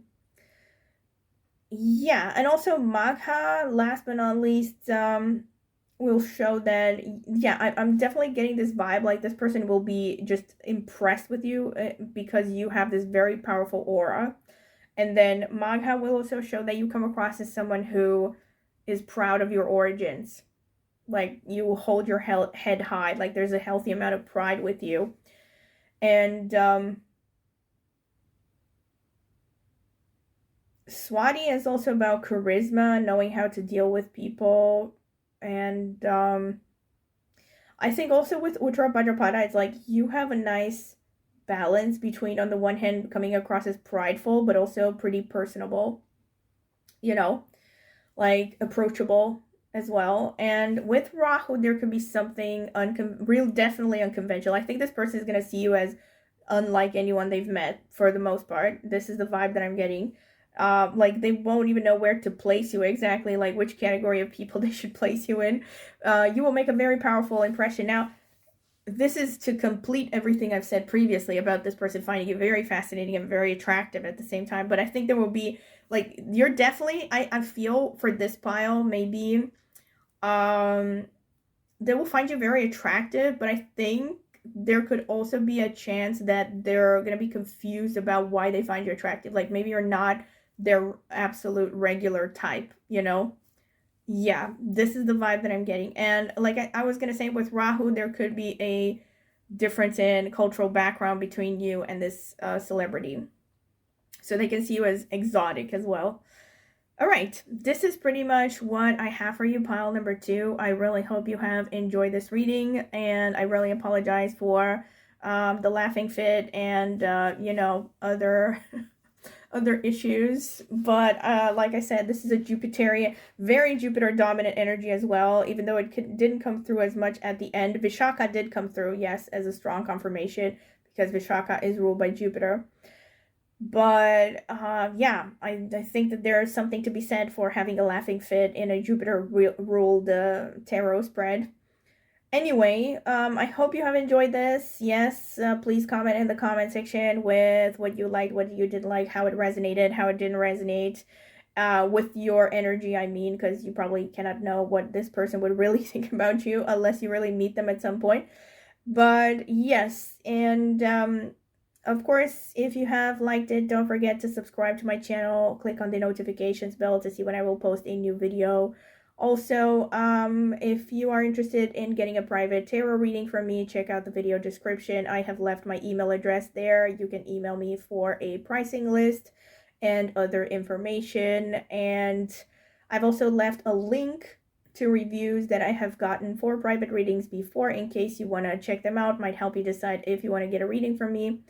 And then last but not least, as I mentioned, I also have an astrology channel, which I will be linking in the video description. I focus mainly on Vedic astrology, but also with some tropical insights and insights from other astrological systems and numerology. I have more than 20 years of experience reading horoscopes, more than 10 in reading Vedic astrology, and that is my preferred system. So yes, if you're curious about astrology, check out the link to my astrology channel. Maybe subscribe. I would greatly appreciate it. Thank you very much for listening, and I hope to see you at my next tarot reading. Bye.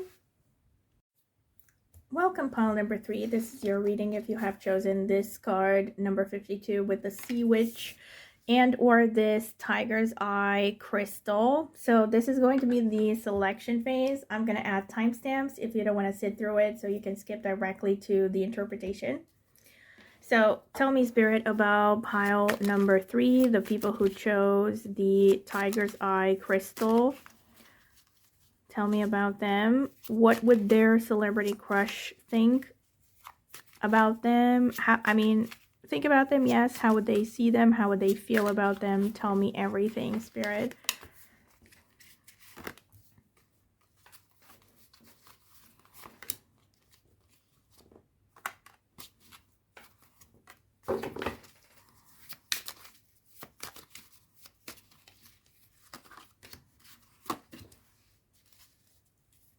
Let's see. We have 3 of Cups, 4 of Cups, ooh, 10 of Cups. Oh my God, the Lovers, Queen of Cups, 4 of, holy moly, pile number 3. This person would go pimpy le pew on you. All right, I can just say that right off the bat, but let me see what else is going to come through. Spirit, tell me about pile number 3. How would their celebrity crush see them and or feel about them? Tell me.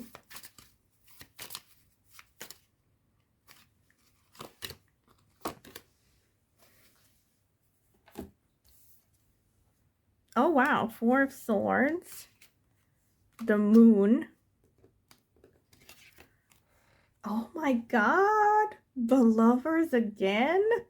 Dear God, this person would have it bad for you, pile number 3. Oh my Christ, the Devil under the Lovers. I just, the World and the Fool. Holy mother, this person would fall head over heels in love with you, pile number 3. I could just, that's it, case closed. Okay. This is what I see right off the bat. Okay. But okay, let me unpack the details. Okay, I'm not going to close the reading just yet because we want to get all the details, right? So let me see. Spirit, tell me about pile number 3, the people who chose the tiger's eye crystal. What would their celebrity crush think about them / feel about them if they met them in person? How would they see them and feel about them? All right, we have expression. Very nice.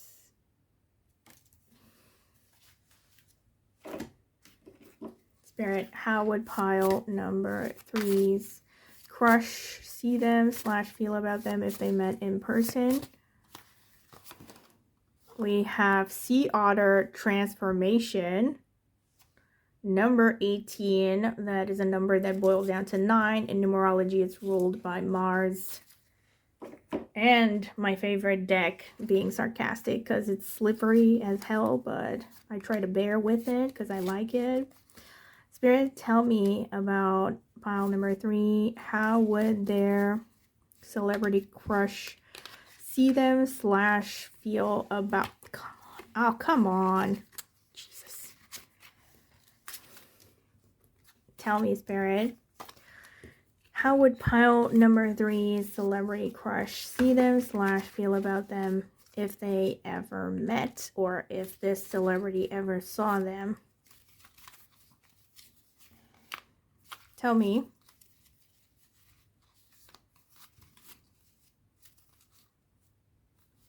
Tell me, Spirit. No, this doesn't feel right. This one. The Hunter. Whoa. The Hunter, number 9. Okay. There's a lot of Aries going on. This person would see you as, well, a hunter, I guess, in some ways. Because we have the number 9 again, which is ruled by Mars. Like I said, we had the number 9 here. So I don't know. Maybe some of you could actually be born we had the number 9 here. I mean, numerologically, 1 plus 8 is 9, right? And here we have the number 9. So maybe some of you are born on the 9th or a date that boils down to a 9, like an 18th, 27th of the month. Or you could be a life path number 9 or a destiny number 9. Right, so the number 9 could be prominent somehow for you numerologically, and or you could have very strong Mars energy. Now, let me also read the description for number 52, the Sea Witch, and I'm going to read it from the booklet. 52 boils down to a 7, which is ruled by K2. Let me see.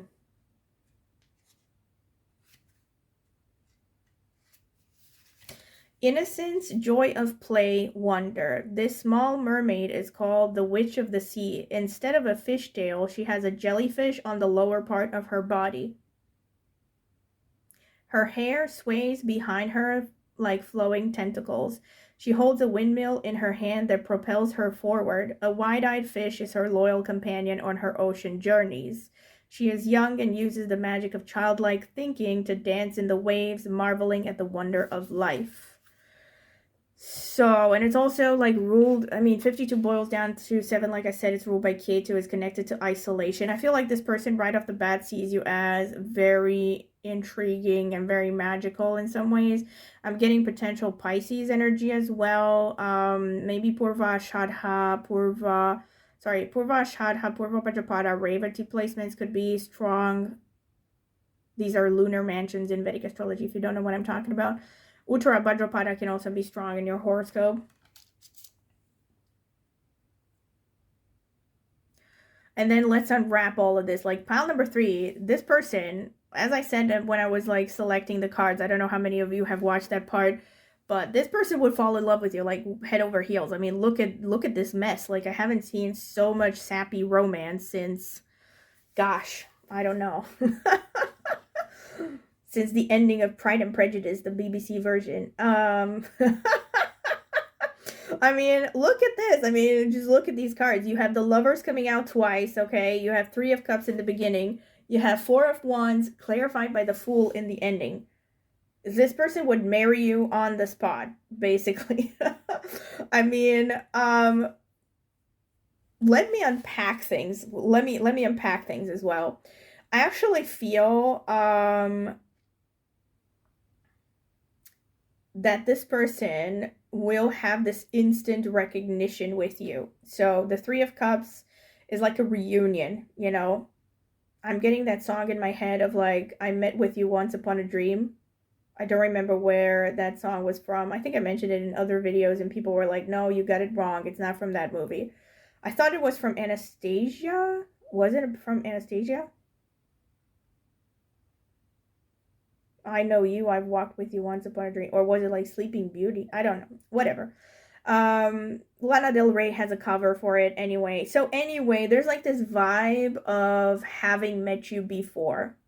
So, and also with the K2 energy, there's a chance that you maybe have K2 conjunctions with this person in between your individual horoscopes. Gosh, I mean, look at this. You have the Lovers in the past position clarified by the Devil. This is like, oof. This is intense. I really think that you were past life connected with this person. This is the strongest explanation for it. And they see you as like somehow someone they want to finish some unfinished business with. And the thing is, though, I'm seeing 10 of Cups and Lovers also in opposition, which makes me think that this person would be afraid to approach you because they might be in a relationship at the time when they, at the time as in right now, I don't know, when you're seeing this reading, because this is like an imaginary scenario of what would happen if you were to meet this person, right? So they could be in a relationship, so they would be terrified of pursuing you because that would get in the way, right? I mean, they would have qualms about ending a marriage, basically. But they see you as someone that they've had a past life romantic involvement with. Another way to look at this could also be that they see you as someone who Okay, maybe not the nicest way to look at it, but they do potentially see you as someone who maybe has had a lot of romantic experience. That could also be a way to look at it. But both of them could be true at the same time. So like they could see you as someone who they have a past life connection with, but they could also see you as someone who could have a lot of experience.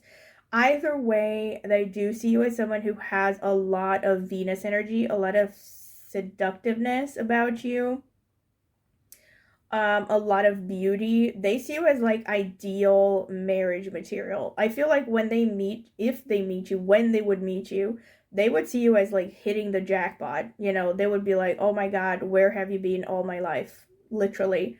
With the Four of Wands and the Fool, this is like falling in love. This is falling in love head over heels, basically. And they would like throw themselves head into it. They would, like I said, they would marry you on the spot. This is the vibe that I'm getting here. That would be like, yes, absolutely. And also, I'm definitely getting like a repeated vibe here of potentially having had a past life involvement with this person because of that Queen of Cups and the world underneath. It makes me feel like they would be driven to close a cycle with you. They like, I'm getting this vibe like somehow, where were you? I'd be waiting for you so that we can seal the deal somehow. This is the vibe that I'm getting here. Oh, they would, when as soon as they would meet you, you would mess them up like internally. They would just be thinking about you nonstop. We have the Four of Cups clarified by the moon in the second position, right? So they would be daydreaming about you nonstop. Um daydreaming and romanticizing and fantasizing, and yeah, you would ruin this person's life. Pile number three.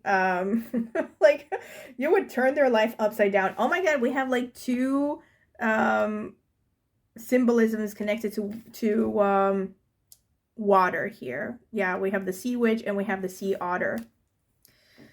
So yes, I think they see you as very romantic. They see you as someone who is very mystical somehow, like someone who's very intuitive, someone who, you know, could get under their skin very easily. And they see you as someone who is very artistic potentially as well. We also have expression here. So I think they might really notice the way you dress, for instance.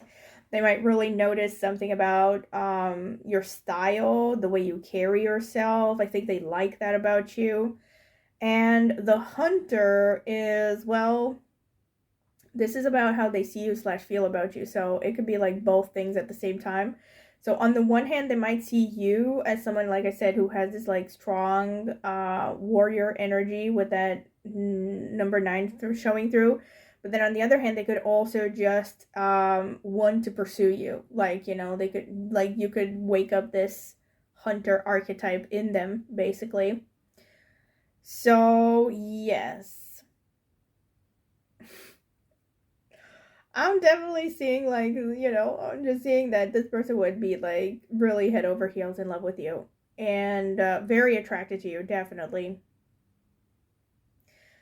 And oh my God, with the world, you know what I'm getting as well? I think this person, you're the kind of person that would make this person go gaga. Like, they would turn everything upside down and, like, move to a different part of the planet for you.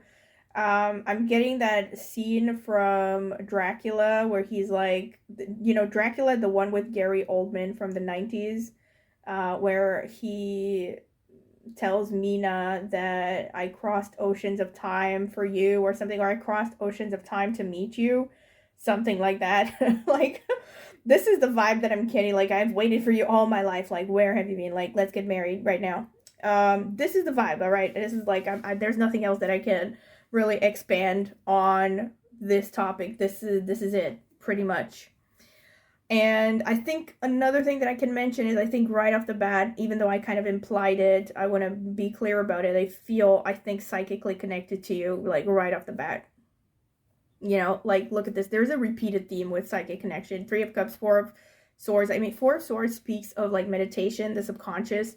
That's how I would see it. So I feel like this person like will lock eyes with you and they'll immediately know you. You know, they'll be like, damn, there she is, or there he is. You know, my past life spouse that I'm supposed to marry in this life. This is the vibe, okay? So let me get the astrological cards and see what else is going on. And also with the Sea Witch, they see you as playful and enthusiastic as well. They see something like really fresh about your vibe. All right, Spirit, tell me about pile number 3, the people who chose the Tiger's Eye.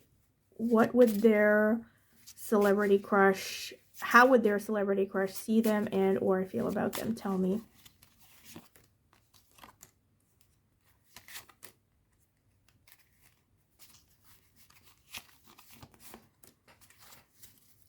How would pile number 3, celebrity crush, see them and or feel about them? Tell me, Spirit. Ooh, my gosh, look at this. She's got it. Yeah, baby, she's got it. I'm your Venus, I'm your fire, your desire. I think that was the song. Anyway. So yes, Venus. I don't know why I instinctively felt like flipping this one over, even though it was the last card. But yeah, that's probably because it's such a strong confirmation to what I was talking about. So, oh my gosh, here we have the moon again. We have the moon again, feelings and subconscious. We have the 4th house, home and family. We have Taurus, the sensual. So you are definitely a Venus archetype to this person. We have 6th house, work and routine as well.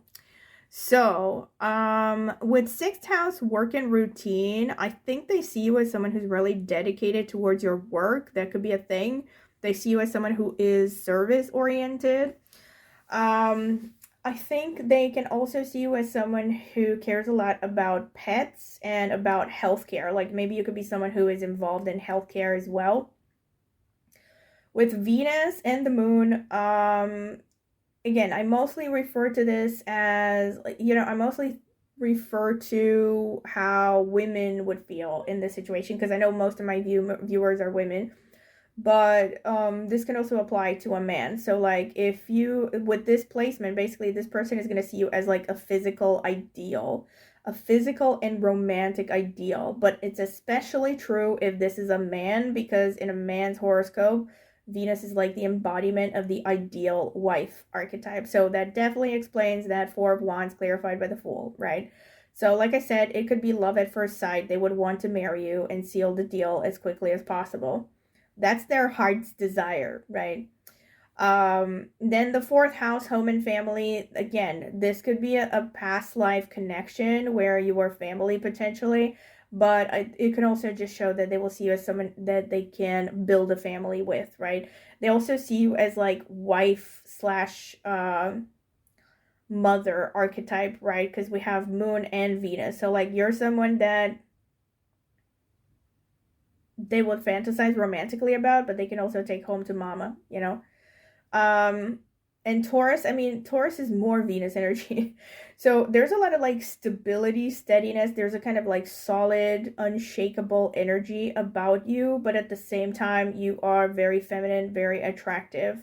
And the moon is also about being sensitive, like being intuitive. And also, the moon does rule the sea, the oceans, all of that stuff. So I think this person might also, well, this is presumably once they get to know you and all that. I mean, if you meet and they know stuff about you, I think they would admire the fact that you have a very strong understanding of human nature, that you're a very intuitive person, and it can also sense like a nurturing side to you, a sensitive side, a kind of vulnerability as well, and an artistic side as well with the Venus, like an artistic expression side.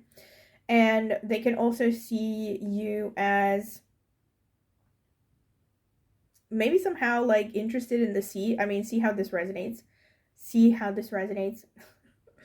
But if you are somehow interested in anything related to water, like I don't know, fish keeping, swimming, the ocean conservation, you're a marine biologist or something, they're very intrigued by all that, right?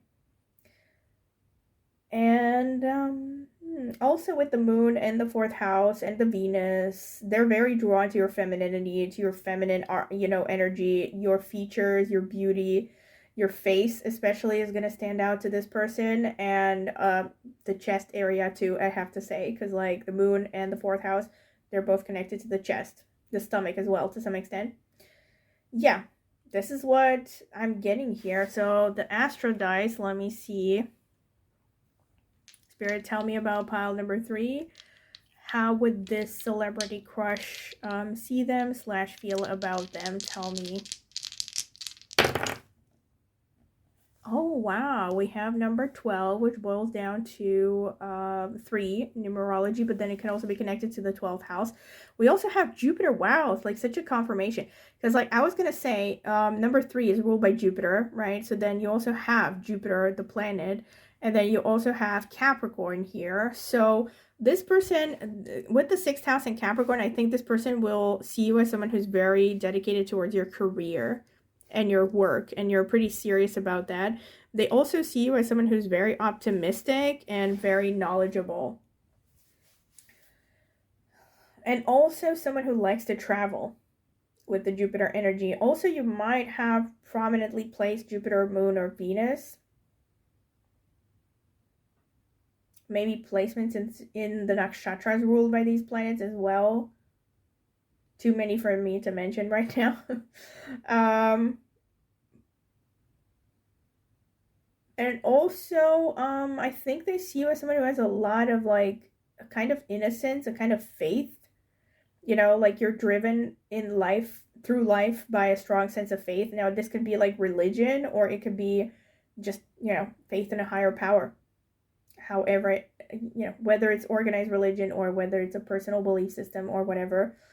I think they also see you as someone who's broad-minded, tolerant, and wise. A lot of wisdom.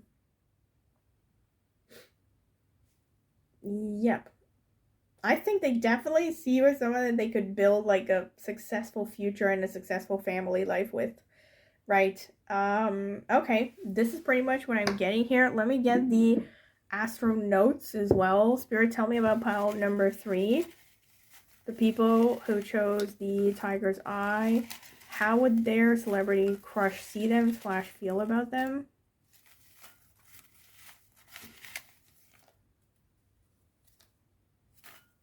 Okay.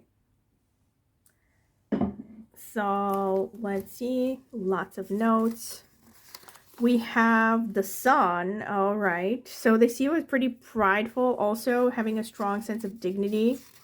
They might see you as a little bit, oh my god, are you kidding me? Venus for the 2nd time. Like, you really got it. She's got it. Yeah, baby, she's got it. Like that song by Bananarama. We also have Gemini. Okay, so you do come across as pretty brainy, maybe a bit of a social butterfly, and quite youthful. There is like a repeated message of youthfulness here as well because of the Sea Witch and the Witch and Gemini. Yeah, so kind of youthfulness, childlike nature can be a thing. We have Revati. All right, so this is a strong confirmation. Falling in Pisces, ruled by Mercury. So we have Revati Nakshatra. Shravana, which is falling in Capricorn. There's that Capricorn showing up again, ruled by the moon as well. Kritika. Okay, so here's the sun energy showing up again. We have Ardra falling in Gemini. All right. Confirmation. We also have Ashlesha falling in Cancer, ruled by Mercury. A lot of moon and Mercury going on. And let's see, we have Satabishak, which falls in Aquarius, ruled by Rahu. By the way, if you're thinking I pulled a lot of these notes, there are 27 nakshatras, so there's not too much. Oh my gosh, Purvashadha, which falls in Sagittarius and is ruled by Venus. Again, very strong confirmation, because I did mention this in the beginning, that you might have placements in Purvashadha. We also have Vishaka, which is ruled by Jupiter. This is a confirmation as well. A lot of moon energy. Oh my god, Uttara Bhadrapada, which is falling in Pisces, ruled by such a strong confirmation. I mean, all of the nakshatras that I mentioned that you might have in the beginning are showing up here because of this water confirmation. So Purvashadha, Uttara Bhadrapada, Revati, they're connected to the ocean. And then we also have Chitra, which is falling in Virgo, Libra, ruled by Mars. All right. So this person is, well, Chitra is like connected to a jewel. It's also a bit of a savage nakshatra in some ways, like it's pretty rough and tough. It's like one of the demon nakshatras or the Rakshasa nakshatras. So, and so is Kritika, so is Shravana, so is Vishaka, so is Satapishak. The other ones, no. But you do have a lot of demon nakshatras here, which are said to be pretty tough and rough and like no nonsense and all that. So, this person also like admires your strength. Like they see a lot of strength in you. I think you come across as someone who likes animals and you might be interested in animals. Maybe you work with animals because of that sixth house and that Ardra going on. And definitely a connection to healthcare. This is what I'm seeing. Healthcare and service, like being of service to others, seems important to you. So this person is going to admire that about you. And then, like I said, they really admire your interest in something connected to water, if this resonates, because it's not necessarily true for everyone. But Uttara Bhadrapada especially is very strong confirmation. Like this person will see you as like a Cinderella archetype. I think they see you as someone who, even though you have like a healthy sense of dignity and pride, they admire the fact that you have worked for what you have, like you have achieved things through your own efforts, and they admire the fact that you still maintain like a certain level of humbleness, right? Like you're not like braggadocious or something.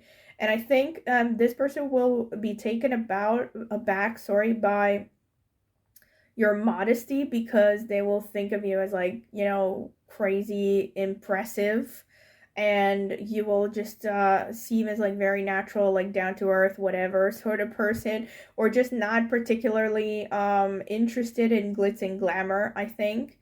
They will also admire your eyes. I think your eyes are really going to stand out. I wonder if many of you like have wide set eyes. Either way, they will feel very enchanted by your eyes. They will seem very mysterious and very attractive. And they will also kind of, like I said, notice your strength, like your independence, your character. You will also have kind of a seductiveness about you, a kind of attractiveness, a sexiness with this Ashlesha placement, and also with Chitra. They will like your body. They will notice your body. I think they will like the fact that you, for the most part, based on what I'm seeing here, I think they will like the fact that you are pretty sturdy physically. Like they will admire your physical robustness and your strength, irrespective of gender. By the way, we have this like as a repeated message, not just through the nakshatras, but also through Taurus showing up and also the sun. They might particularly like your chest area. They might particularly like your face, your facial features.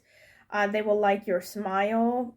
They will like your shoulders. That's maybe random a bit, but this is what I'm getting here.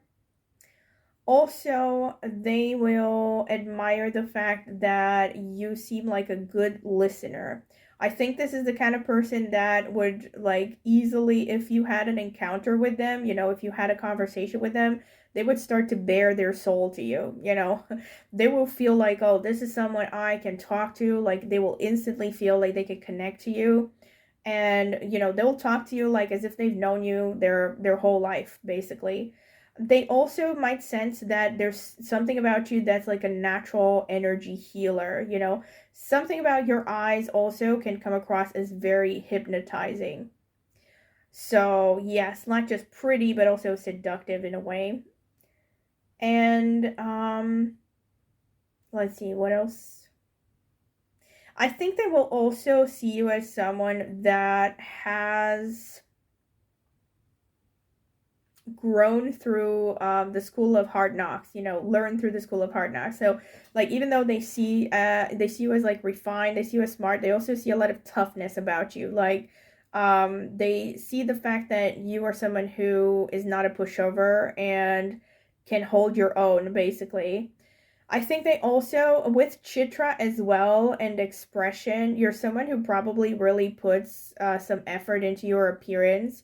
And like I said before, this is a strong confirmation also with Chitra that they would really like the way you present yourself, like your physical appearance, not just like your appearance, but specifically the parts that you can control about your appearance. So like your sense of style, your makeup, the way you wear your hair, all of that stuff can really show up. And again, I'm mostly referring to this as if listeners are women, but this is for everyone basically, so just try to adapt it to your situation. So yes, even if you're a man, this person can really admire the way you dress. And especially if you're a man, they will feel they will like, this is weird because the energies here are actually like almost equally divided between masculine and feminine.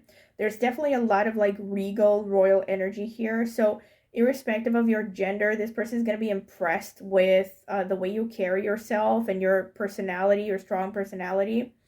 And like I said, the kind of toughness and also the fact that you have a strong body. And they will also see that you like to travel. This is something I'm getting. And that you like to help others. Yeah, this is pretty much what I'm seeing. I think also they think you're really graceful. Like the way you move, the way you carry yourself can be graceful. Some of you might be good dancers. So if they are in a circumstance where they can see you dancing, they will be really taken aback by that. They'll be really impressed, all right? So yes, this is what I see for you, pile number 3. I mean, ironically, I feel like this pile was like really flowing through, like easier than the other piles that I've done so far. I still have to do pile number 4. But yeah, I think they were like very like strong, concise, to the point messages here in the card. So yeah, I really hope you have enjoyed this reading. As usual, don't forget to comment in the comment section with how this resonates, what doesn't resonate, what you like, what you don't like. Also, don't forget to like the video, subscribe to my channel, click on the notifications bell to see when I will post a new video. If you're interested in getting a private reading from me, check out the video description for my email address, so you can email me. I can send you a list of reading options, pricing lists, and other details. I've also left a link in the video description to reviews I have gotten for private readings before. In case you want to check them out, they might help you decide if you want to get a reading from me. And last but not least, I also have an astrology channel, as I have mentioned, and I focus mainly on Vedic astrology there, but also with some tropical insights and also insights from other astrological systems and all kinds of forms of metaphysical knowledge. But mainly I focus on Vedic astrology since I have more than 10 years of experience in reading Vedic astrology horoscopes and more than 20 years of experience in reading astrology in general. I started with tropical mainly, but then I also dabbled in Chinese, Batsa, Ziwei Doshu, Mayan astrology, numerology, all kinds of stuff. And now I mainly focus on Vedic because I found that to be the best system to get, accurate predictions. So yes, thank you very much for listening. And of course, if you want to support my channel further, you can do so by becoming a member or leaving a tip, sharing this video with as many people as you want. That would all help and would be greatly appreciated. Thank you very much for listening, and I hope to see you at my next tarot reading. Bye. Welcome, pile number 4. This is your reading if you have chosen this card over here, number 44 with Stranded, and or this Quantum Quattro crystal. So this is going to be the card selection phase. I am going to add timestamps so you can skip directly to the interpretation. Spirit, tell me about pile number 4, the people who chose the Quantum Quattro crystal. How would their celebrity crush see them / feel about them? Tell me, Spirit.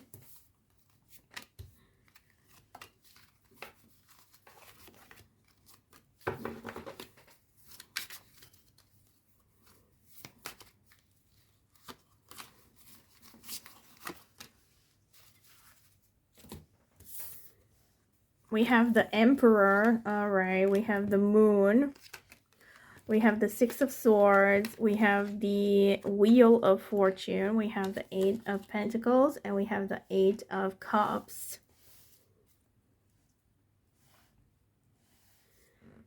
Okay, let's see. Spirit, tell me about pile number 4, the people who chose the Quantum Quattro. how would their celebrity crush see them / feel about them? Tell me.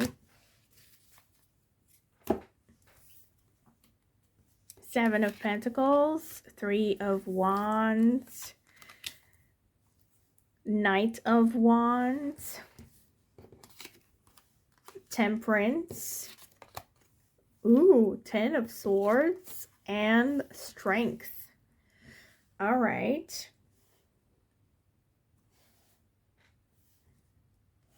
Okay, let me get some oracle cards. Spirit, tell me about pile number 4. How would their celebrity crush see them / feel about them? Tell me. How would pile number 4's celebrity crush see them / feel about them? Spirit, how would pile number 4 celebrity crush see them / feel about them? Tell me. Okay, these two want to come out. Nature and release. Interesting, because like both of them are kind of like connected to nature, because like this one has like antlers on it. It feels kind of natural both ways. And then we also have armadillo, groundedness, number 7. All right, number 7, which is ruled by K2. And let me see, let's get one from this deck, which is very hard to shuffle, but all right, one just fell out. So let me see, we have the Creator, number 22. The Creator. I wonder if you have like social media followings and stuff already, pile number 4. And we also have 44. Interesting. You're pile number 4 and you have a card with 44 in it. We have Stranded. Let me read the description for this from the booklet.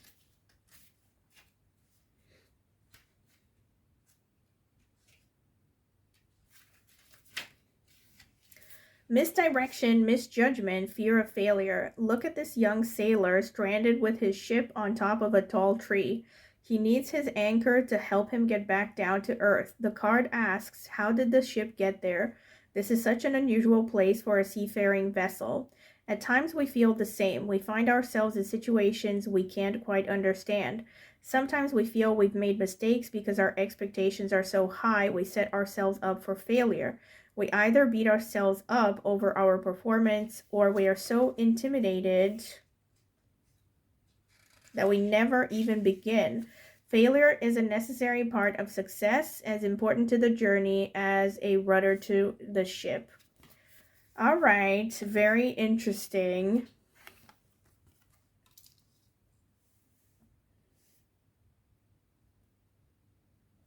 Fear of failure. Okay, hold on. Let me clarify some stuff. Spirit, please clarify the 3 of Wands over here. Queen of Swords. Please clarify the 10 of Swords for me. 5 of Cups. Please clarify the 5 of Cups.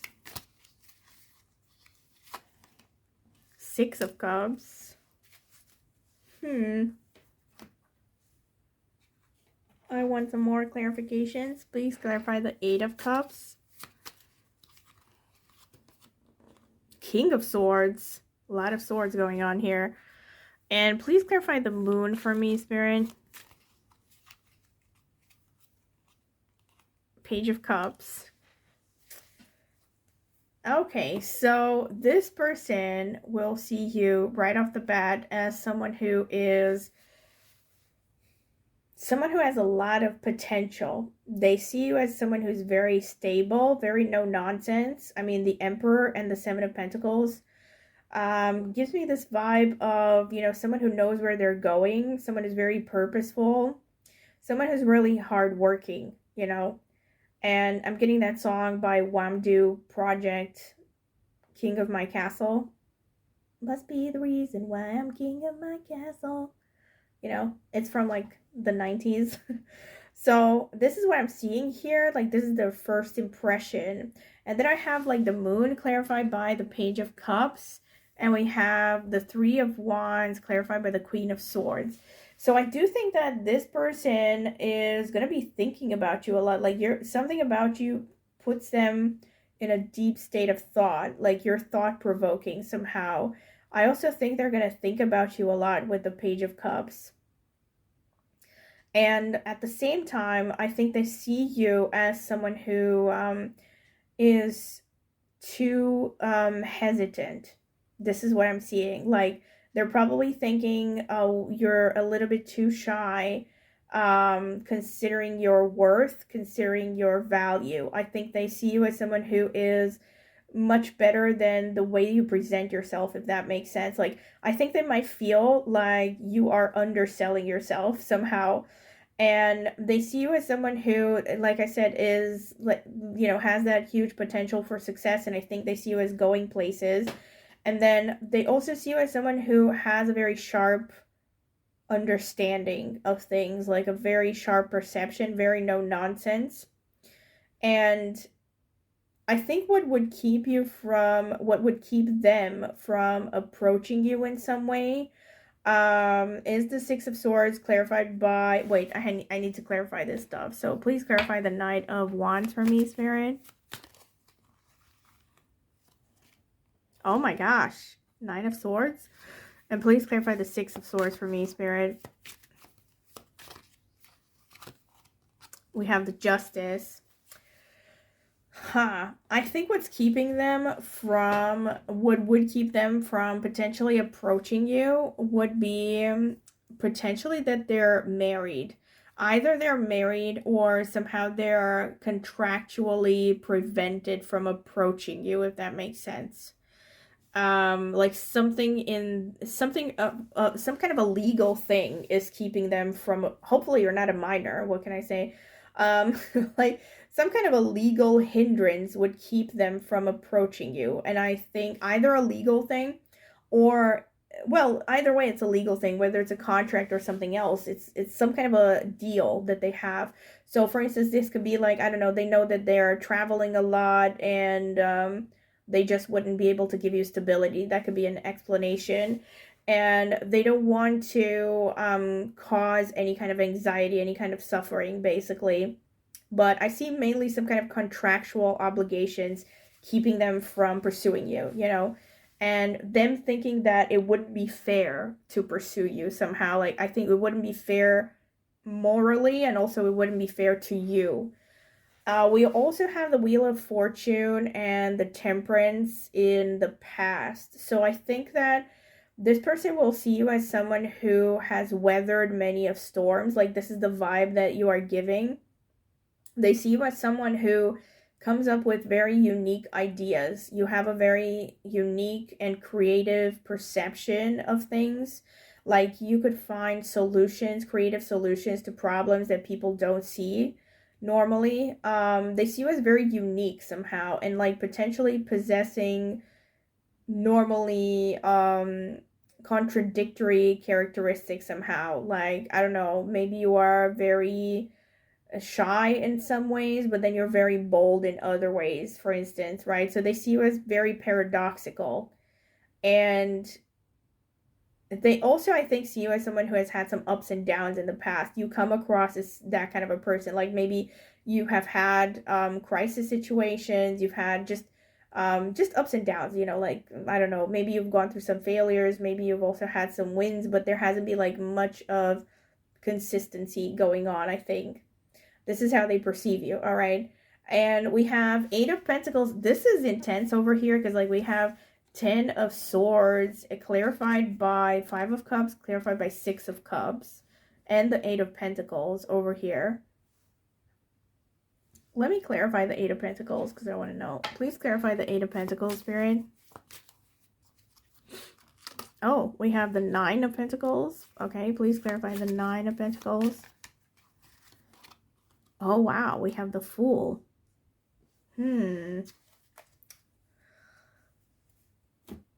So this person would love to work with you. Wow, like, I wonder what your thing is, pile number 4. Like, what is your deal, pile number 4? Because, like, this person is gonna be really, I see a lot of respect here. I see a lot of respect in this person's energy towards you. And I also see that they really value you professionally. That's what and oh my god, you have so many number 4s over here with the creator, because the creator is number 22, right? That boils down to a number 4 in numerology. And then you have 44 here stranded, which also boils down to a number 8. So there's a lot of stability here, and also number 4 is kind of connected to Rahu in a way. So I think they see you as very unique. You might have a lot of Aquarius placements, so they would see you as very unique, very intelligent, like borderline kind of a genius in some ways. So they would love to work with you. I definitely see this. Because of that Fool and the Knight of Pentacles, they see you as someone that is going places, and they want to help you succeed. And then they also see that there's great potential for you to cooperate in many ways. With the 6 of Cups, though, and the 5 of Cups, I think they see you as someone who is in some ways a little bit too shut down. I think they might see you as someone who has gone through some rough stuff. Yeah. So like I said, this is like a repeated message, and I think they pick up on it. All right. They may not know what you have actually gone through, but they pick up on the fact that you have had some heavy things happening in life, I think. And yeah, and I'm getting this vibe of them wanting to mentor you, wanting to encourage you, wanting to help you grow, really. I think they could see you as having a rebirth. And this could go both ways, actually. Like, I feel like this, again, I'm getting a quote, that quote from Jerry Maguire that's like, help me help you. This is the vibe that I'm getting here. Like, this person feels like you two could have a mutually beneficial relationship. And I don't mean like friends with benefits, okay? I mean something serious here. I feel like they see you as a chance for rebirth. They see you as both a chance of their own rebirth, but also that they could help you have a rebirth. Like, this is the vibe that I'm getting here. So honestly, I wonder if many of you are young. I wonder. All right, not necessarily, but I'm getting a vibe here of youth, because I feel this person has kind of a protective vibe towards you. This is the vibe that I'm getting here. Like, they want to guide you, they want to help you. I have to say, I don't get like a lot of romance so far, but let me see what else is going to come through. So I am, okay, 8 of Cups and the King of Swords over here, and the Strength. Yeah. This person wants to build you up. This is the general vibe. And I think they also just see you as walking out of a potentially difficult time and place in life. I think they might sense some kind of vulnerability in you. And I think, and again, I'm not trying to say that they wouldn't like you romantically, but I'm getting a lot of inhibitions here. So like, this is what makes me think that potentially this connection could be wildly inappropriate somehow.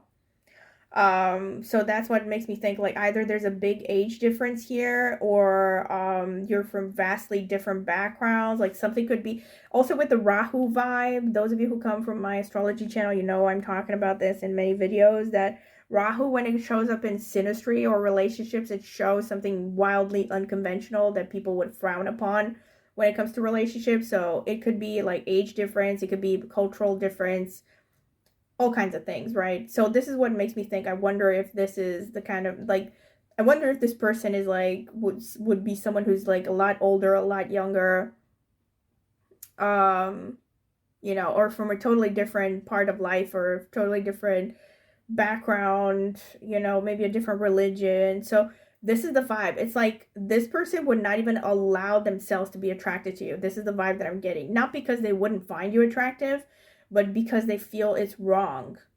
Like, something is holding them back, and also, like I said, the general vibe here that I'm getting is that they are protective towards you, that they want to help you grow. And yes, I think they would also want to cooperate with you, so I think They see that with the Six of Cups here, they see you as someone possessing, like, you know, this kind of like innocence, this kind of like inner purity in a way, an uncorrupted core that has to be brought to light and has to be nurtured and helped to blossom in a way. This is the vibe that I'm getting. I'm really curious how this resonates because, like, I'm getting some pretty specific messages here with this pile. Yep, I'm getting a lot of control, a lot of self-control with this person. All right, let's see what the astrological notes will say. Spirit, tell me about pile number 4. How would their celebrity crush see them / feel about them?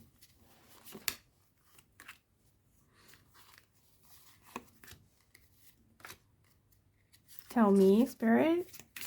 Tell me about pile number 4. How would their celebrity crush see them / feel about them? Tell me.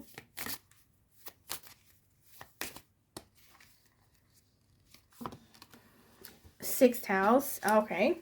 I don't know why I automatically flip that over, but let me see. We have 9th house, learning and faith. 9th house is also the house of the guru, so I'm feeling a lot of confirmations. We have Mars, drive and power. We have Trine, support and inspiration. And we have Aries, the combative. All right, so a lot of Aries going on as well. So the way, again, this really kind of supports what I have said so far. So with the 9th house, like I said, this is also the house of the guru, the teacher, the father figure. So I really feel like this person would see you as someone they could have that kind of like a guru-pupil relationship with. Maybe you're someone who is in the same line of work as this famous person on your mind. They also see you as someone who definitely has the potential, the drive, the passion, with the Aries, the leadership potential maybe as well, the strength, the resilience to make it. And with Trine, here we have it, the support and inspiration. So I definitely feel like this person feels like you could have a mutually beneficial relationship. Like I said, it's like a mutually supportive connection. Maybe even, you know, develop a kind of friendship is what they're seeing. And with 6th house, you know, there's a lot of work and routine. Again, they could see you as someone they can work together with. This is what the vibe, this is the vibe, all right? And let me see what else. Spirit, tell me about pile number 4. What, or sorry, how would their celebrity crush see them / feel about them? Tell me, Spirit. Okay, we have Neptune, we have Scorpio, we have number 3, all right, which is ruled by Jupiter. Now, number 3 can also be the 3rd house. Now, Neptune is particularly interesting to me here because it rules Pisces in tropical astrology. So Pisces is the archetype of the Pygmalion, and it kind of goes hand in hand with the rest of the spread in the sense that, you know, I don't know if you've ever seen or watched My Fair Lady. Like, and again, I'm not trying to say that you are like the main protagonist of My Fair Lady, but this person can see you as a bit of a diamond in the rough. Like, they look at you and they think, oh, if this person only had the right guidance, they would shine, you know, they would like become huge, you know, basically, like they would become this huge thing. I mean, a master of some kind, you know, and I think they want to help you reach your potential. This is the vibe. Like, they would feel cold to support you, to help you discover your talent, basically. We also have this Scorpio vibe. So again, they see you as someone who has the potential to transform, and they also see you as resilient and possessing a lot of like intensity and drive. The number 3 also speaks of communication, so they can particularly admire your communication skills. If you are into music, they will admire your musical abilities. 3rd house can also be about your intellect and your communication skills in general, so your intellectual abilities. Either way, this person can really like the way you think, your thoughts, and all that stuff. Right? So, yeah, that's the general vibe. And again, 3rd house is also kind of like, you you know, the younger sibling house. So I'm sorry that I keep repeating this, but this is the vibe that I'm getting. You know, it really supports the other messages that I've seen in the spread. Like they could see you as a younger sibling in a way. All right, let me get some astrological notes as well. Tell me, Spirit, how would pile number 4 feel?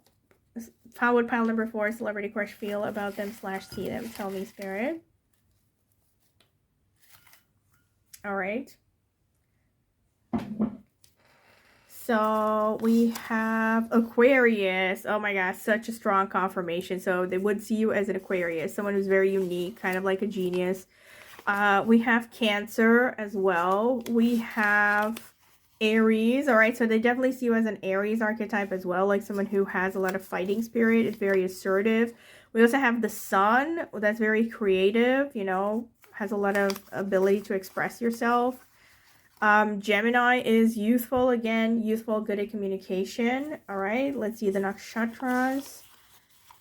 Bharani, which is ruled by Venus, it falls in Aries. All right, we have Punarvasu, which is falling in Gemini and Cancer and is ruled by Jupiter, so there's the Jupiter going on.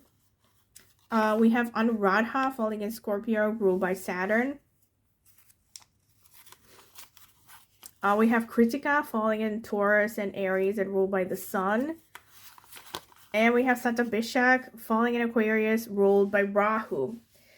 So I'm definitely getting that this person sees you as, they will see you as pretty attractive. But I think, like I said, based on the spread that I'm, like the vibe that I'm getting from the spread, is like this person doesn't even want to go there. Like they're like holding back from thinking about you in a romantic sense. And I'm sorry if this is a disappointing message, but you know, I am bluntly honest and I read the cards. Don't shoot the messenger, right? But this is the vibe that I'm getting, like something about you makes them feel like it wouldn't be morally correct. This is like the vibe, like they wouldn't even allow themselves to think about you that way. So they do see you, however, as a generally attractive person, and they see you as possessing a lot of creative power, a lot of personality, having a very strong personality. You're a very capable person. This is how they see you. They also see you as like really driven and intense and potentially a little bit workaholic and obsessive. Like, and I think they admire that about you. They admire your work ethic and your drive. They also admire your wisdom, your ability to express yourself intellectually because of the Punarvasu energy. And they see you as someone who would make it big, you know, like they see you as someone who, how should I put it? Punarvasu has this kind of symbolism connected to succeeding for the second time. So I feel like this person is thinking, like, if you only had the right guidance, you would make it big in something, like something that maybe didn't work out for you the first time. Like I said, this would make a lot of sense if you are in the same, you're trying to branch out in the same line of work as this person on your mind or in something related, right? And they feel like they would want to help you, like they could help you. And the Satabhishak Nakshatra is confirming what I said about this person feeling like you haven't had an easy life. So they see you as someone who has learned sometimes through painful experiences, and that potentially you're still kind of influenced by past painful experiences, whether they were traumas, whether they were maybe potential failures, setbacks, or something. So they do see you as like somehow carrying a certain emotional heaviness with you. And I think they want to help guide you through that and heal that. And they see you as someone who's very, very sharp, very rational, no nonsense, someone that nobody can fool, basically. And they also see, however, that you do have a sensitive, like nurturing side as well. I'm predominantly getting like masculine energies from here, so I think they really admire your capabilities, your strength, your drive. But they also kind of sense that inner vulnerability. I feel like they sense that you're covering your vulnerability with a lot of, you know, maybe a lot of, I don't want to say a lot of noise, but maybe even a lot of noise. But yeah, with like a tough exterior anyway, right? And I think they see you also as potentially psychic in some ways, like borderline psychic. Like you see things that other people don't see with that Barney energy. And you like they see you as like extremely creative, you know, like they see you as someone, especially if you would work if you would want to work in a creative field, they see you as someone who could be like some kind of a creative genius. Like you come up with original ideas, you have your own way of doing things, you have your own style. They really admire your uniqueness. And they see you as someone who could guide other people, like could be like a counselor or a teacher of some kind. Kind of like a wounded healer archetype. That's Satabishak Nakshatra, you know? Like someone who has come up the hard way and can use your past hurts to, yeah, to help others, basically. You know, your knowledge and your hurt to help others. I wonder if some of you might also be involved in the medical field. That could be a thing as well. Like, so, like, they could see you as someone who's service oriented and someone who's like a natural healer as well. It could just be that you heal through your art, for instance. I mean, you know, there's many ways to heal, I guess, but there's kind of a vibe of a healer archetype with you. This is what they're getting. Okay, so this is pretty much what I see for you, pile number 4. Again, don't shoot the messenger, and because there aren't really, I'm not getting like any strong romantic vibes from this pile, but I'm still getting like some positive vibes here. So either way, take it how it resonates, of course. You don't have to claim it if you feel like it doesn't resonate. And either way, I hope you have enjoyed it. There still are, you know, repeated messages here. There's a strong like flow to this reading. So, yes, I do think that these are pretty accurate messages, really. And I hope you have enjoyed it. Take it with a grain of salt, though, because it is a general reading. And if you have, like the video, subscribe to my channel, please. And also comment in the comment section with anything you would like to share. Also, if you would be interested in a private reading from me, you can check out the video description, and I will leave my email address there. You can email me for a, you know, reading list with options and other details and how you can get a reading. Also, I've left a link in the video description to reviews I have gotten for private readings before. You might want to check them out in case you are interested in getting a reading from me. And aside from this, I also have an astrology channel, which I will be linking in the video description as well. I have started that channel a lot, like a longer time ago than this channel, a lot longer time, in 2016, I think. And yeah, that's the main thing that I like to do here. I do astrology, and I focus mainly on Vedic astrology, but also with some tropical insights. And I also use my insights from multiple schools of astrology and metaphysical knowledge, including Chinese astrology, Batsa, Ziwei Doshu, Mayan astrology, numerology, etc. And yes, I mainly focus on Vedic astrology because I find that to be the most accurate and the best at predictions. And I've been into reading astrology in Vedic style for more than 10 years now, more than 20 years of reading horoscopes in tropical included, right? So anyway, if you're curious about astrology, you might want to go ahead and check out my channel, subscribe to it. I would greatly appreciate it, basically. All right, so thank you very much for listening, and I hope to see you at my next tarot reading. Bye.